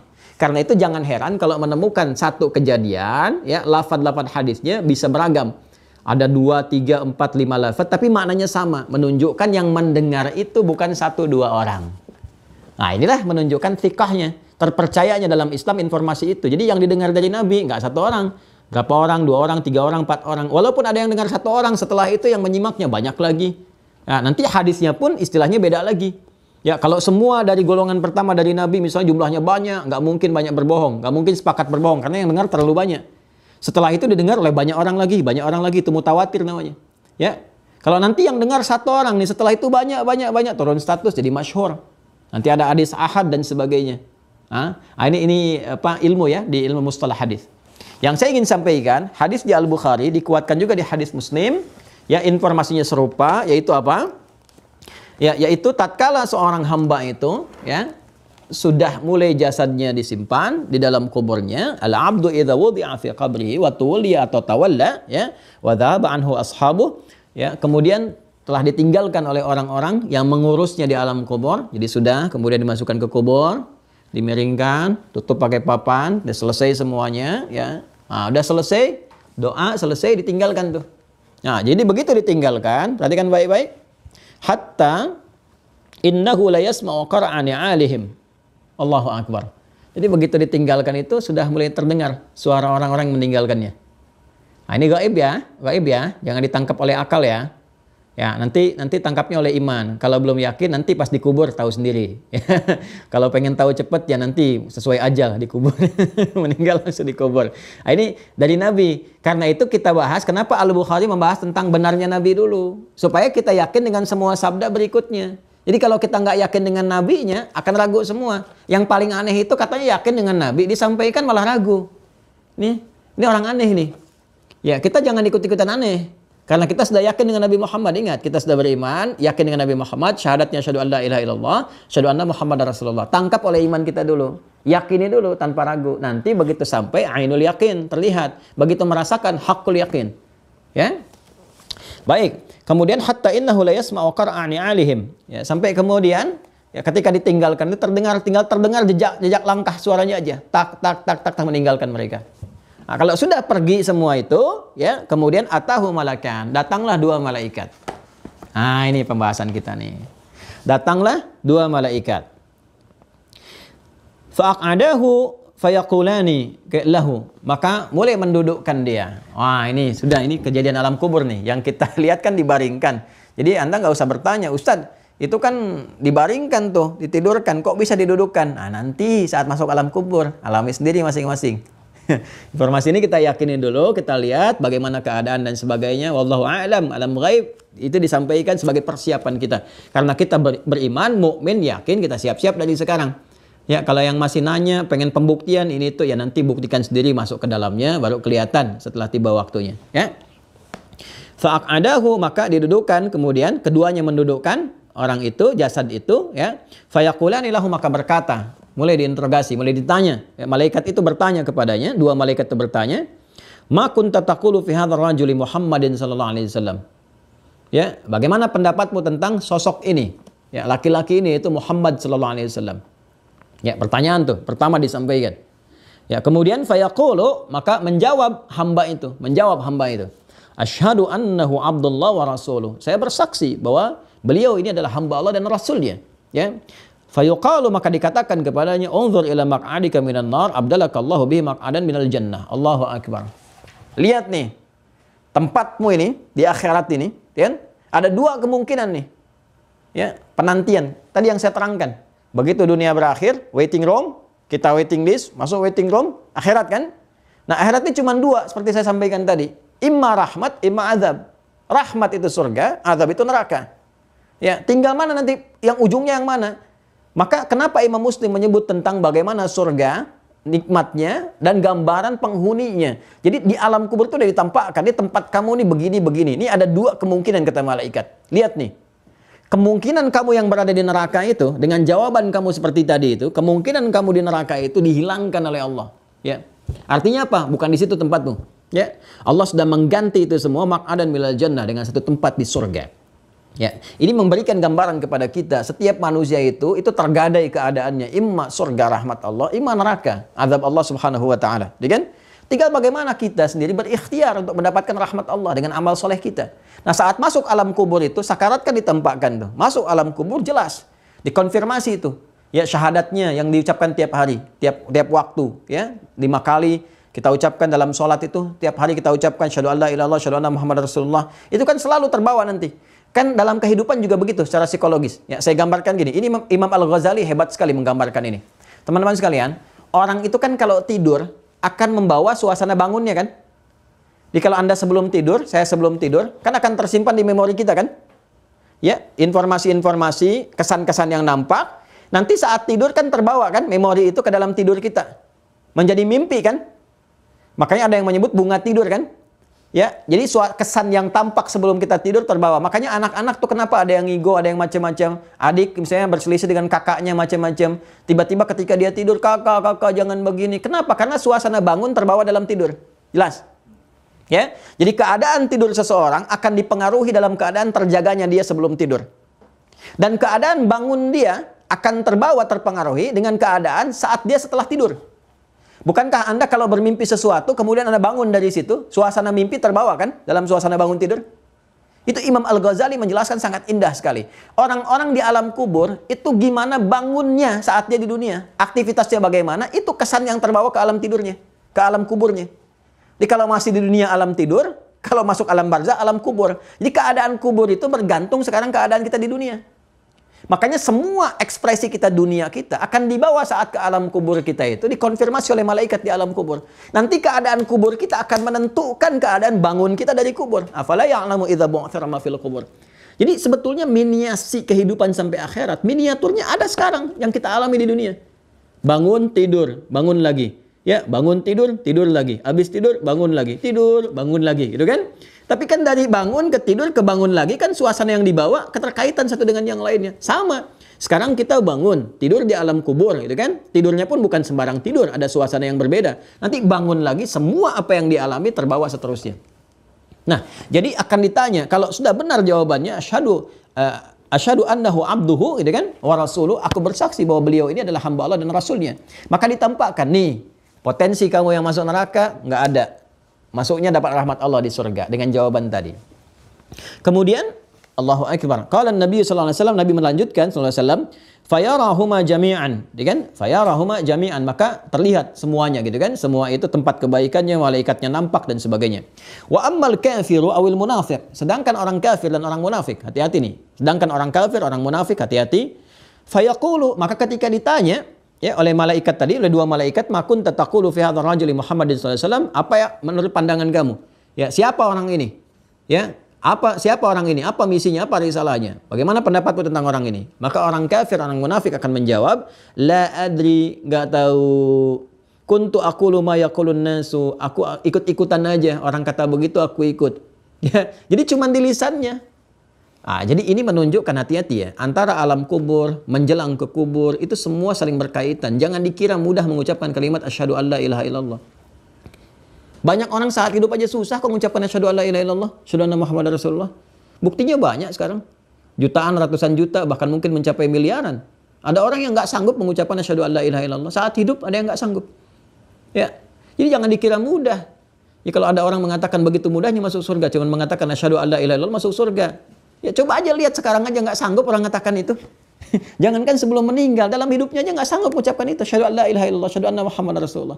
Sebab kalau diucapkan ada komitmen, itu kan kalimat komitmen. Menuhankan Allah, menepikan yang lain. Gitu kan? Kemudian dari situ berusaha menyembah Allah sebaik mungkin. Itu komitmen asyhadu an la ilaha illallah, asyhadu anna muhammadar rasulullah. Jadi nggak mudah mengucapkan itu. Nah begitu mengucapkan, dibuktikan. Pembuktian nanti akan mendorong support kalimat itu akan muncul mudah atau sulit saat di akhir kehidupan. Saat sakaratul maut. Kan? Begitu sakaratul maut diucapkan, dikonfirmasi lagi di alam kubur. Saat sudah selesai masuk alam kubur ditanya lagi, konfirmasi ulang. Benar nggak? Kan? Nah orang munafik yang ngaku-ngaku Islam dan sebagainya, tapi perilakunya menjauh dari Islam, bahkan ada yang menyoal Islam, itu kesulitan. Sama jawaban dengan orang kafir, la adri, nggak tahu. Karena nggak pernah nyampe ke jiwanya. Nggak pernah nyampe ke jiwanya. Nah, maka apa yang terjadi? Dia mengatakan la adri, enggak tahu, aku luma yaqulun nasu, aku hanya mengatakan yang orang-orang katakan. Orang berkata begitu, saya ikuti begitu.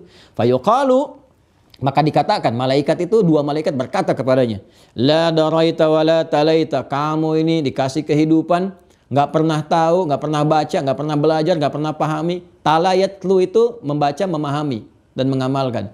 Jadi dihardik oleh malaikat, la daraita wa la talaita, kamu ini enggak ngerti, enggak tahu. Ya, karena nggak pernah belajar baca, nggak pernah pahami. Kenapa dikasih kesempatan hidup? 20 tahun, 30 tahun, 40 tahun, 50 tahun, bahkan puluhan tahun, 70 tahun, 60 tahun, sampai fisik berubah, ya menjadi rapuh, letih, rambut mulai memutih, masih nggak ngerti juga. Ini ada anak 6 tahun ngerti, la ilaha illallah, kamu 60 tahun nggak ngerti-ngerti, gitu kan? Ini bahasanya gitulah kurang lebih ya. Ya kalau yang nyatanya nanti saat masuk nanti tahu sendiri. Lalu apa yang terjadi kemudian? La daraita wa la talit. Kamu nggak tahu karena kamu nggak pernah mau memahami. Nggak pernah mau belajar, nggak pernah mau mengerti. Tsumma yudrabu bimitraqatin min hadidin darbatan baina udhunaihi. A'udzubillahi min dzalik. Na'udzubillah. Dan tsumma yudrabu bimitraqah, kemudian dipukullah dia dengan palu qadam min hadidin terbuat dari besi. Ya, dipukul dengan palu qadam terbuat dari besi, darbatan baina udhunaihi, satu pukulan di antara dua telinganya, di dahi, di kening. Pukul, boom, gitu kan? Dia nggak pernah sujud. Yang nggak pernah sujud, yang nggak pernah menghamba kepada Allah, ya kan? Kita kan sujud menghamba di sini nih. Makanya di sini kalau diteliti, ya Allahu Akbar Allah, kenapa orang belum yakin juga dengan Islam ya? Ini kan orang kalau neliti di sini ada titik God spot nih. Dan yang neliti itu awalnya bukan orang Islam juga. Ada titik God spot di sini. Titik ketuhanan, titik penghambaan. Ya, makanya kalau orang-orang itu sujud dan sebagainya, saya ada dokter itu meriset, ketemu dengan saya di salah satu seminar, dia riset tuh. Ya. Bagaimana ketika orang Islam sholat dan sebagainya itu berkumpul. Ya, cahaya-cahaya yang dia MRI itu dia lihat tuh berkumpul terus dari satu titik. Dan di Islam itu ketika sholat terlihat bagaimana ketenangan, kenyamanan dan sebagainya terkumpul di satu titik nih, disebutnya God spot dalam titik ilmiah itu. Ya. Itu persis sekali di situ ditentukan apakah ada kesolehan, ketaatan, ada tapak sujudnya atau enggak, gitu kan, dan sebagainya. Tapak sujud itu enggak harus selalu hitam ya di keningnya, ya enggak harus selalu itu. Simahum fi wujuhihim min athari sujud. Ya, sima itu samat. Samat itu bukan tanda fisikal. Boleh jadi bentuknya bisa ada tanda tertentu, hitam dan sebagainya, tapi enggak selalu tanda sujud. Tanda sujud samah itu nampak disampaikan dalam riwayat kata para ulama, pakar tafsir, itu nampak dari ekspresi aura wajah dan sebagainya. Jadi walaupun gak ada tanda hitam, kelihatan auranya bersih, bagus, ada kelembutan, kebaikan, mengajak kepada nilai kebaikan dan sebagainya, macam-macam. Tapi jangan juga saling merendahkan, misalnya ini tanda ini karena bekas jadahnya begini, nggak usah saling mencela, gitu kan? Nah itu kalau orang-orang nggak pernah sholat, nggak pernah sujud, nggak tahu syahadat, dipukul nanti ya di kepalanya ini di sini nih, ya di antara dua telinga itu berarti di sini, pas tengah-tengahnya, boom, gitu ya. Dengan satu palu terbuat dari besi, ya darbatan baina udhunaihi fayalsihu, maka dia berteriak sekencang-kencangnya. Ya, mayit itu berteriak sekencang-kencangnya, sayhatan yasma'uha man yalihi illa thaqalaini. Didengar oleh makhluk-makhluk sekitaran kecuali manusia dan jin. Ya, thaqalaini manusia dan jin. Jadi yang mendengar tertentu, makanya ada hewan-hewan tertentu begitu lewat sekuburan lompat, takut ini dan sebagainya. Ya, kalau gitu dikonfirmasi Nabi pernah mengatakan dia pergi takut karena mendengar suara yang sedang disiksa di kuburan ini dan sebagainya. Waliyadzubillah, dan kita berlindung kepada Allah dari yang demikian. Ini perkara iman ya. Di perkara iman butuh keyakinan. Ya, karena itu dibuka bab awalnya dengan meyakini Rasulullah. Yakin nggak Nabi ini Rasul? Benar nggak? Paripurna nggak? Diuji dengan perkara iman. Untuk menumbuhkan kepada diri kita, benar nggak membenarkan Rasulullah? Ini perkara iman. Kalau perkara akal banyak. Kalau perkara iman, justru di sini kemantapan iman kita diuji untuk membenarkan risalah Nabi. Itu kan? Baik, jadi ini teman-teman sekalian. Sekarang pertanyaannya, di sini kan cuma disebutkan 2 malaikat. Siapa 2 malaikat itu? Ya kan? Siapa 2 malaikat ini? Maka di sini kita kembali untuk melihat namanya siapa. Ya, nah, maka di kitab Sunan At-Tirmidzi didapatkan konfirmasi ini, Sunan At-Tirmidzi. Ya, Sunan At-Tirmidzi.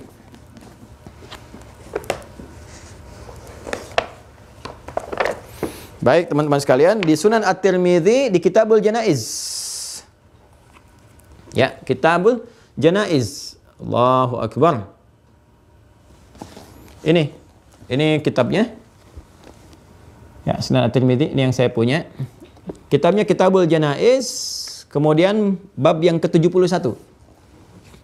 Kitabul Janaiz bab 71, hadis nomor 1071, 1071.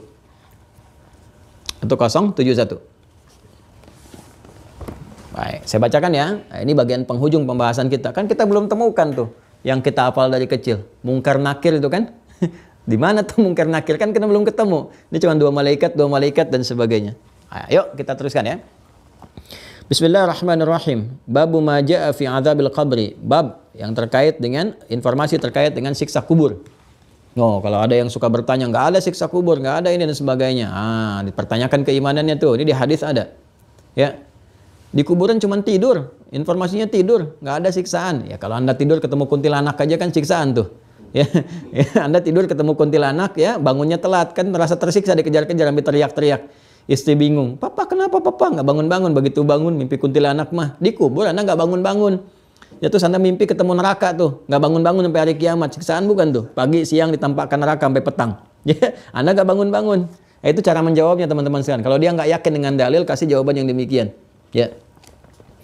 Baik, qala haddatsana Abu Salamah Yahya bin Khalaf, haddatsana Bishr ibn Mufaddal an Abdurrahman ibn Ishaq an Sa'id ibn Abi Sa'id al-Maqbari an Abi Hurairah. Ini riwayatnya dari sahabat Abu Hurairah, Abdurrahman bin Sakhar, semoga Allah meridai kepada beliau, ya. Dari Abu Hurairah radhiyallahu taala anhu, qala Rasulullah sallallahu alaihi wasallam, Rasulullah sallallahu alaihi wasallam bersabda, perhatikan kalimatnya, idza qubira al-mayyitu, jika satu mayit sudah dikuburkan. Jika mayit sudah dikuburkan, au qala ahadukum, kan? Kemudian atau salah seorang di antara kalian berkata, kan? Atahu malakani. Kemudian au qala, ya, Au qala ahadukum atahu malakani, atau satu di antara kalian kemudian ya kita meninggal, ya kan? Kemudian sudah dikuburkan selesai, mendatanginya lah kemudian dua malaikat datang. Aswadani azrakani. Allahu akbar. Aswadani azrakani. Sekarang disebutkan nih sifatnya. Awas, kalau yang tadi kan di Al-Bukhari, di Muslim masih umum kan? Masih umum kan? Digambarkan dua malaikat datang mengonfirmasi kalimat syahadat dan sebagainya, selesai kan? Ini disebutkan sifat malaikatnya. Datang dua malaikat, aswadani azrakani. Dua malaikat itu hitam kebiru-biruan. Udah kebayang tuh gambarannya. Allahu akbar. Semoga Allah melindungi kita ya dari segala hal yang terkait dengan keadaan di kubur sehingga didapatkan pada kebaikan-kebaikan.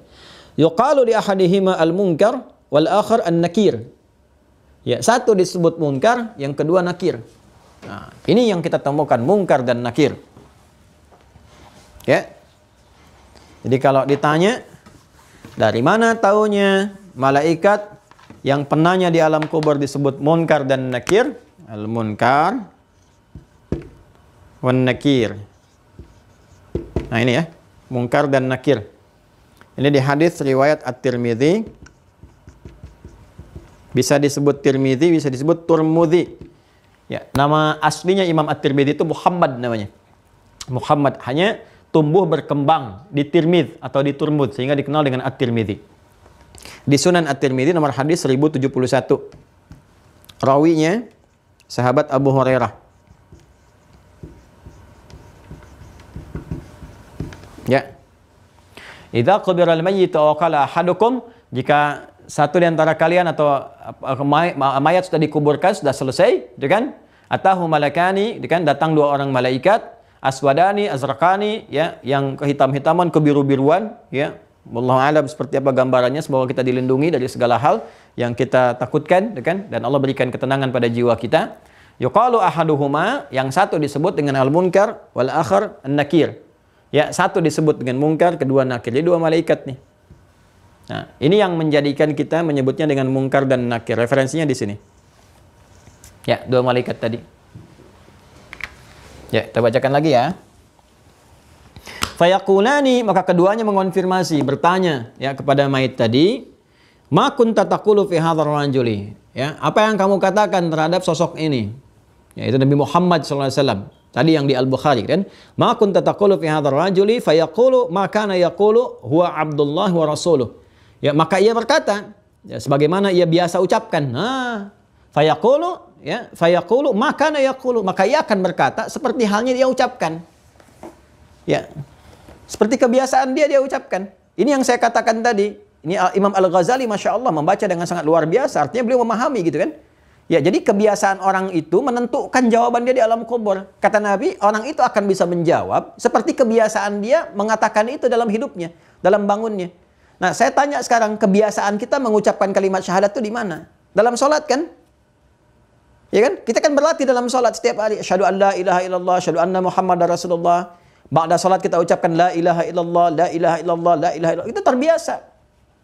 Ini jangan dikira gampang mengucapkan kalimat la ilaha illallah. Ini konfirmasi dari Nabi. Orang yang bisa mengucapkan la ilaha illallah dengan mantap itu kalau terbiasa melakukannya. Kapan terbiasa melakukannya? Lewat amal soleh, lewat sholat, lewat zikir, macam-macam. Orang nggak pernah sholat, nggak pernah zikir, jangan dikira mudah mengucapkan la ilaha illallah. Jadi nggak benar kalau mengatakan gampang kau masuk surga ucapkan la ilaha illallah. Nggak benar. Kata Nabi bisa mengucapkan itu kalau biasa latihan lewat amal soleh. Nggak bisa setiap orang bisa mengucapkan itu. Jelas ya? Maka fayaqulu makana yaqulu, ya. Fayaqulu makana yaqulu, maka dia mengatakan apa yang biasa dia katakan kan? Huwa Abdullah wa rasuluh. Asyhadu an la ilaha illallah wa anna Muhammadan abduhu wa rasuluh. Keluar lengkapnya tadi, versi lengkapnya. Ya. Maka dia berkata, ya kan? Apa yang dia katakan, huwa, sosok itu adalah Abdullah wa rasuluh. Beliau adalah hamba Allah dan rasulnya. Lalu bersyahadat, asyhadu an la ilaha illallah wa anna Muhammadan rasuluh, ya, Rasulullah. Aku bersaksi bahwa ya tiada Tuhan selain Allah, wa anna Muhammadan abduhu wa rasuluh, dan bahwa Nabi Muhammad SAW hamba Allah dan rasulnya. Ya, maka apa yang terjadi baginya?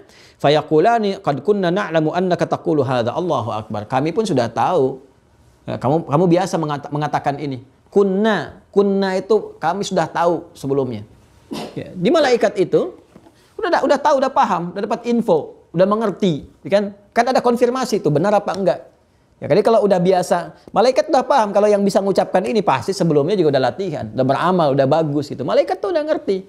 Ya, kalau nggak bisa mengucapkan, udah paham nih pasti nggak pernah sujud nih, makanya dipukul keningnya tuh yang nggak pernah sujud. Kan sujud itu nama lain dari sholat. Ya, warkai wasjudi ma'rakiin, gitu kan? Wa aqimus sholata wa atuz zakata, gitu kan? Kemudian di Quran surah kedua Al-Baqarah ayat 43. Ya, ruku itu disebut dengan bagian dari sholat. Sujud disebut juga dengan bagian dari sholat. Ya, di surah Ali Imran ketika merintahkan kepada Maryam, ya Maryam uqnuti li rabbiki wasjudi warka'i ma'arakiin. Sujud dan ruku lah. Jadi sujud nama lain dari sholat. Ruku nama lain dari sholat. Wa aqimus sholata wa atuz zakata warka'u ma'arakiin. Ruku bagian dari sholat yang Al-Baqarah ayat 43. Di surah Ali Imran ketika mengkhitab Maryam juga demikian. Jadi orang yang nggak pernah sujud itu kan puncak penghambaan. Kata Nabi, innama aqrabal 'abdi min rabbih wa huwa sajidun. Keadaan terdekat antara hamba dengan Rabbnya, dengan Allah saat sujud. Fa aktsiru doa, maka banyak-banyak berdoa saat sujud. Saat sujud. Nah, ini orang nggak pernah sujud. Ya, sedangkan sujud nama lain dari sholat. Di sholat tuh baca syahadat, syahadu an la ilaha illallah. Orang nggak pernah sholat, nggak pernah berlatih syahadat, nggak pernah praktekkan, sulit dia mengucapkan itu. Di alam kubur nggak kenal dia dengan Nabi, ditampakkan nggak kenal, nggak mau bersyahadat, maka dipukul kemudian bagian keningnya. Adapun yang bisa mengucapkan itu, maka apa yang terjadi? Kata malaikat, dua malaikat itu qad kunna na'lamu annaka taqulu hadza. Ya, kami mengonfirmasi kamu terbiasa mengucapkan ini, kata malaikat itu. Tsumma yufsahu lahu fi qabrihi 70 dhira'an fi 70. Allahu akbar. Setelah dia bisa menjawab itu, ya kalau yang tadi di Al-Bukhari kan ditampakkan tempatnya di surga, ditampakkan. Jadi kebiasaan amal kita. Ahli puasa ditampakkan babur rayyan, kan? Ahli tahajud tampakkan babut tahajud. Ya, kalau semakin soleh, semakin tinggi, ada yang saat sakaratul maut tampakkan surganya. Seperti Sayyidah Asiyah. Ya, Sayyidah Asiyah itu yang istrinya Fir'aun, laknatullah alaih, gitu kan? Sayyidah Asiyah itu kan saat di dalam di tiangnya, saat diikat tuh dijemur, ditampakkan surganya karena dia minta. Ya, Rabbi ibnili baitan fil jannati wa najjini min fir'auna wa amalihi, gitu kan? Ya Allah, gitu kan? Mohon bangunkan aku satu rumah di surga. Ditampakkan surganya dari bentuk mutiara dan sebagainya. Ketawa. Firaun komen, ini mau disiksa kok ketawa katanya kan. Begitu mau disiksa, diselamatkan karena minta wa najjini min fir'aun, selamatkan aku dari Firaun dan perbuatan dari siksaannya. Jadi sebelum disiksa itu sudah diselamatkan oleh Allah.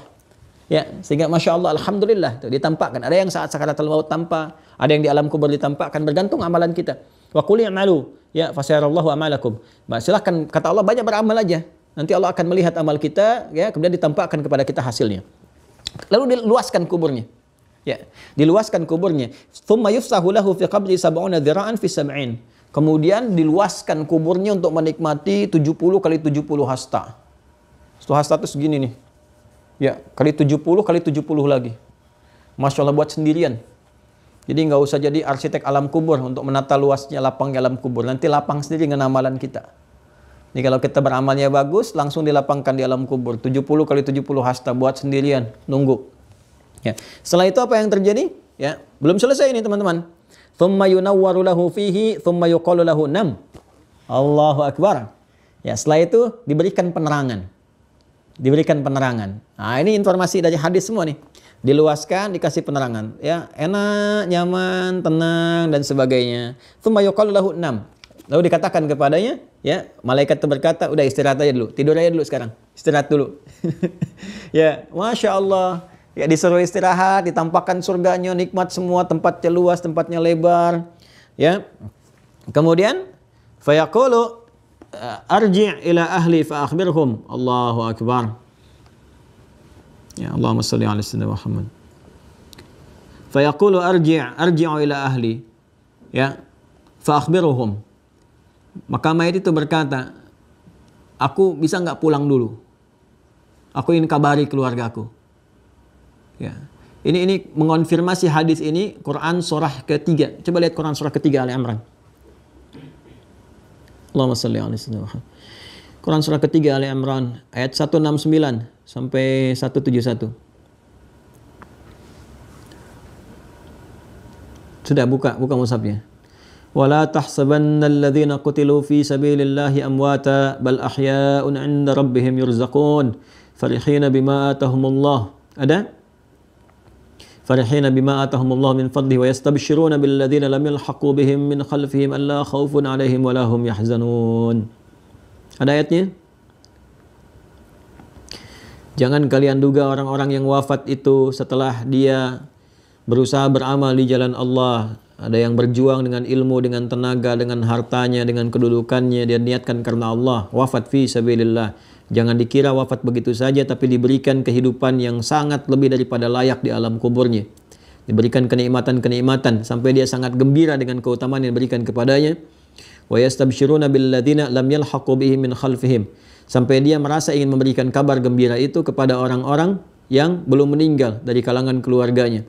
Dia ingin mengatakan, jangan banyak meratap, jangan sedih, cepat siap-siap beramal. Aku lebih nikmat di sini. Kalau bisa cepat nyusul ke sini. Di sini lebih enak dibandingkan dengan tempat yang kamu tinggali sekarang. Ya. Tapi ingat, ada istibsyar, ada basyara, itu beda. Kalau istabsyara artinya keinginan melakukan sesuatu namun belum tentu bisa mewujudkannya. Jelas ya? Tapi kalau basyara itu bisa langsung mengerjakan. Jadi orangnya ada, orangnya hidup, objeknya hidup, itu basyara. Bandingkan dengan Al-Baqarah ayat 25. Wa basyiril ladzina amanu wa 'amilus shalihat. Quran surah 2 ayat 25. Nabi Muhammad SAW diperintahkan oleh Allah, Muhammad SAW berikan kabar gembira ya kepada orang-orang beriman dan mau beramal saleh. Nabi Muhammad yang masih hidup, objeknya masih hidup. Jadi langsung disampaikan oleh Nabi Muhammad, siapa yang pengen masuk surga, pengen dapat rahmat Allah, kerjakan ini. Ada. Tapi kalau istabsyara, redaksi ini di ayat Al-Quran menggunakan istabsyara. Wa yastabsyiruna billadzina lam yalhaqu bihim min khalfihim. Kan? Nah, dan mereka berkeinginan memberikan kabar gembira itu kepada keluarganya. Cuman nggak bisa. Karena udah beda alam, beda dimensi, nggak ketemu. Kan tadi kita di waiting room. Nggak bisa masuk gitu kan. Ya, ke satu sisi nggak bisa, kembali juga nggak mungkin. Ya, makanya ada orang-orang yang setelah tahu ditampakkan temannya tahu dapat itu, dia bermohon, fa asaddaqa wa aku minas shalihin, ya Allah balikin sebentar aja aku akan beramal saleh. Sebentar aja ya Allah. Maka saya mohon teman-teman sekalian, ayo doakan saya ya, doakan saya juga, kita saling mendoakan semoga Allah berikan kekuatan mumpung masih hidup kita ya untuk bisa beramal, Masya Allah. Ya. Ini arji'u ila ahli fa akhbiruhum. Ya. Aku mau pulang, ya, mau kembali dulu ke keluarga aku pengen ngasih tahu, kalau bisa beramal.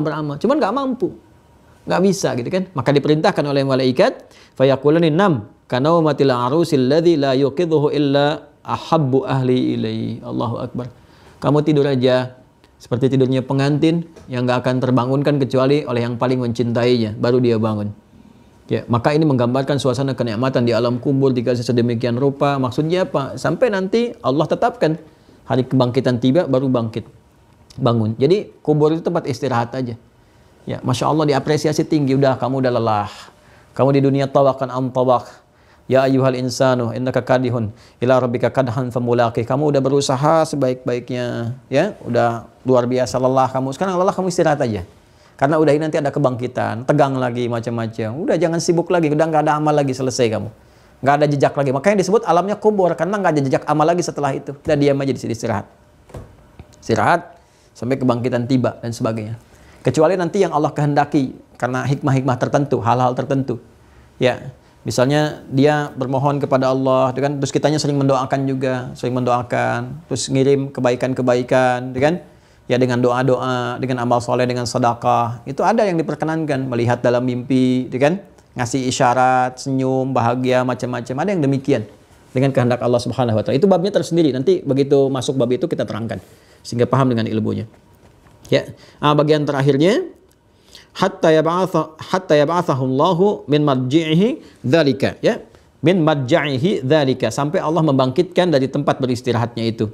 Wa in kana munafiqan qala sami'tu an-nasa yaqulu faqultu mithlahu la adri. Tapi kalau orang munafik, ya, orang munafik diminta untuk bersyahadat mengenali Rasulullah, dia nggak bisa. Tadi kayak di Al-Bukhari, dia berkata, ya, sami'tu an-nasa yaqulun, saya dengar manusia banyak bicara, orang-orang banyak menyampaikan begitu. Ya, faqultu mithlahu la adri. Maka saya pun ya menyampaikan seperti itu aja, saya nggak tahu sosok ini siapa, ya kan? Saya nggak tahu harus mengatakan apa, ya. Fayaqulani qad kunna na'lamu annaka taqulu dzalika. Maka malaikat pun mengonfirmasi, kami juga tahu kebiasaan kamu pasti nggak pernah kebiasaan begitu. Kamu nggak pernah ibadah, nggak pernah ucapkan itu, nggak kenal dengan siapa sosok ini. Ya, fayuqalu lil ardi iltami'i alaihi fataltaimu alaihi fatahtalifu fiha adla'uhu fala yazalu fiha mu'adzaban hatta yab'athahu Allahu min marja'ihi dzalika. Allahu akbar.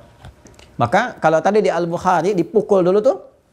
Dipukul ya, pakai palu besi tadi udah dipukul, Maka malaikat itu dikonfirmasi di At-Tirmidzi, setelah itu belum selesai, udah dipukul, diperintahkan kepada tanah, himpit tuh sampai hancur. Maka hancurlah kemudian tulang belulangnya, habis semuanya, ya, dan terus begitu, terus tuh kan, ya, terus begitu dihancurkan, sampai kemudian tiba hari kiamat. Jadi tiap waktu begitu aja, ya, tiap waktu begitu, dihimpit, hancurkan, pukul, himpit, hancurkan, selesai gitu kan, dan demikian. Jadi kita berlindung pada Allah Subhanahu Wa Taala akan keadaan-keadaan di alam kubur, karena ini perkaranya gaib dan belum ada riset pengetahuan dan tidak mungkin ada juga sehingga bisa ditangkap oleh akal. Maka nggak usah menyoal dengan akal, ya. Kalau ada orang menyoal akal dengan alam kubur, ini menunjukkan dua hal: satu, imannya dangkal; kedua, ilmunya juga nggak ada, ya. Ini sebetulnya orang bodoh kalau menyoal seperti itu. Jangan terlalu jangan terlalu banyak dalil kalau menyampaikan. Jadi kalau orang nggak yakin, jangan pakai dalil, karena dalil itu masuknya ke iman. Iman itu urusan keyakinan. Ya, disampaikan, dakwahi, doakan, sudah selesai. Kan? Dan satu kali mudah-mudahan kita berharap Allah memberikan petunjuk. Kalau kita bagi orang beriman, sudah kita yakini, kita pahami. Jadi apa isi dari pembicaraan kita dan ta'lim kita di kesempatan subuh kali ini, bahwa satu saat kehidupan kita akan berakhir. Dan Allah sudah tampakkan. Ya, ada yang duluan, sudah kelihatan, dikuburkan, banyak orang mengiringi. Kita tinggal bertanya, besok saya meninggal, siapa yang mandikan, siapa yang nyolatkan, siapa yang ngantarkan ke alam kubur. Kan ini dikonfirmasi semua di hadis. Bisa nggak Anda tunjukkan referensi buku mana, kitab mana yang menunjukkan kepada kita lengkap detil dari mulai meninggal itu seperti apa, caranya bagaimana, ada yang halus, ada yang senyum, ada yang begini, ada yang kasar, ada yang takut. Tunjukkan kepada si kitab mana. Setelah itu selesai, lengkap cara memandikannya, mengafaninya, menyolatkannya di alam kubur sampai mengiringi. Tunjukkan kepada si kitab mana yang menyampaikan bimbingan sampai mengiringi. Sampai selesai dikuburkan. Sampai selesai itu pun, itu diberikan petunjuk. Kalau Anda yakin pada awalnya, kenapa nggak yakin pada tengah dan akhirnya? Ya. Makanya bahasa Al-Quran, kenapa Anda yakin sebagian-sebagian? Ya. Yu'minu bi ba'din wa yakfuru bi ba'd. Ya, dia itu beriman pada satu hal, tapi kufur pada yang lainnya. Jadi kalau kita sudah melihat ini benar dari awal sampai akhirnya, tentunya kebenaran itu semuanya kita yakini. Jangan setengah-setengah kita ambil. Nah, ini ada perkara-perkara yang disampaikan lewat akal karena fisikal, setelah itu ujian keimanan kita. Ini kalau kamu yakin yang awalnya, ini kan kitab yang sama, Quran yang sama, petunjuk yang sama, menyampaikan berita. Kenapa sebagian kamu yakini, sebagian tidak? Karena saya belum mengalami. Masa kamu mau yakin dulu setelah kamu mengalami? Kalau sudah mengalami bukan yakin namanya, itu ilmu namanya. Yakin itu ada sesuatu yang belum tampak lewat mata, lewat indera, kan? Lewat ilmu kita yakini lewat iman kita. Nah, keimanan kita mengatakan lewat petunjuk yang kita baca dari Al-Quran, dari hadis-hadis Nabi SAW, bahwa setelah meninggal, kita masuk ke waiting room, disebut dengan barzakh, pemisah antara dunia dengan akhirat. Di dalamnya kemudian dikubur, ya, artinya hilang semua jejak kehidupan kita, nggak muncul lagi ke dunia, nggak beraktivitas lagi dan sebagainya. Di situ kemudian dikonfirmasi oleh dua malaikat yang bertugas. Siapa malaikat itu? Munkar dan Nakir. Dikonfirmasi di At-Tirmidzi nomor hadis 1071. Jadi kalau kita mendengar kata munkar, nakir, jangan sambil senyum. Ya, Munkar Nakir Rakib Atin Malik Ridwan senyum. Ingat ke hadis ini. Munkar Nakir tuh ancaman di kening ini nih. Jadi kalau nggak sujud, batu deh, palu tuh. Palu besi tuh. Awas tuh. Nih, kening ini nih. Ya. Jadi anak-anak kita tuh kalau lagi latihan sholat, ya dari kecil diceritakan, ya malaikat dikisahkan, diceritakan. Nah, Bapak kenapa nggak sujud ini? Nanti, gambar palu nih, palu ini nih, besi tuh, lihat tuh, pok. Nah, kalau nggak sholat nanti dipukul malaikat di sini. Malaikat siapa? Munkar Nakir. Gimana? Malaikat nanti akan muncul kalau amalnya bagus. Amal bagus, sudah sholatnya rajin, selesai kita menghadap Allah baru muncul. Kalau sekarang nggak beramal, nanti berbahaya setelah meninggal. Nah ya, jika anak-anak dengan diri kita dan diingatkan itu semua, ya. Dan kita berharap semoga Allah lapangkan kubur kita, terangi kubur kita, kubur orang tua kita, kerabat-kerabat kita, dan orang-orang yang telah mendahului kita. Dan semoga Allah memberikan inspirasi kebaikan dari amal-amal soleh mereka. Dan semoga Allah juga melembutkan hati para pelaku maksiat untuk bertobat, melembutkan saudara-saudari kita, sebangsa setanah air, ataupun siapa yang berkehidupan yang belum beriman. Ya, semoga Allah menguatkan mereka. Kita mencintai mereka karena Allah. Semoga Allah memberikan kekuatan hidayah. Semoga mereka mau bersyahadat sebelum wafat. Tidak ada paksaan dalam berislam. Semua dapat memilih sesuai apa yang dia yakini. Tapi pada akhirnya kita karena sayang kita mendoakan. Ya, kita nggak pernah paksa orang siapapun. Ya, innama anta mudzakir lasta 'alaihim bimusaitir. Allah menegaskan kepada Rasulullah, kamu pengingat aja, bukan pemaksa orang. Kita ingatkan, alhamdulillah kalau ingin kembali, ya, tapi kita juga bersedih Kalau kemudian tiba-tiba memilih jalan yang ingin dipilih, kita sudah berusaha, berikhtiar, kita mendoakan juga, dan mudah-mudahan ringan hisab kita di hadapan Allah Subhanahu wa Ta'ala. Jadi, selesai pembahasan kita. Kalau saya tanya siapa malaikat yang bertugas di alam kubur, ya, maka Anda bisa jawab namanya Munkar dan Nakir. Dari mana referensinya? At-Tirmidzi nomor hadis 1071, ya kan? Siapa periwayatnya? Sahabat Abu Hurairah. Apa yang terjadi di alam kubur berdasarkan informasi dari tadi sampaikan. Lalu apa feedbacknya kepada kita yang masih hidup saat ini untuk menyiapkan kehidupan alam kubur kita, ya. Jadi nggak usah cari kampus ya jurusan alam kubur, fakultas alam kubur jurusan penerangan misalnya kan, atau jurusan arsitektur perluasan. Percuma saja kalau amal kita tidak maksimal kemudian menyiapkannya. Saya kira itu teman-teman sekalian, hadisnya udah ditampakkan, Qurannya udah dibuka, kemudian kisahnya juga udah diteruskan, dan semua itu karena kasih sayang Allah kepada kita diinfokan sebelum kita meninggal. Saya tidak tahu ya, banyak orang kan juga yang beraktivitas, tapi kan Anda yang terhubung lewat saluran ta'lim ini. Ya, artinya kita terpilih kan oleh Allah untuk mendengar informasi ini, untuk belajar. Ya kalau sudah kita dipilih, Allah memilih, Allah berkasih sayang, kita diberi kesempatan, harusnya kita merespon itu dengan menyiapkan amal soleh kita. Sekira itu untuk pertemuan hari ini, teman-teman sekalian. Saya mohon untuk semuanya, supaya kita mencoba saling mendoakan, sehingga menguatkan jiwa kita untuk beramal, itu yang pertama. Yang kedua, kita konsisten ya, istiqamah dengan kebaikan, kemudian saling mengingatkan, saling belajar lagi, dan serius dalam pelajaran.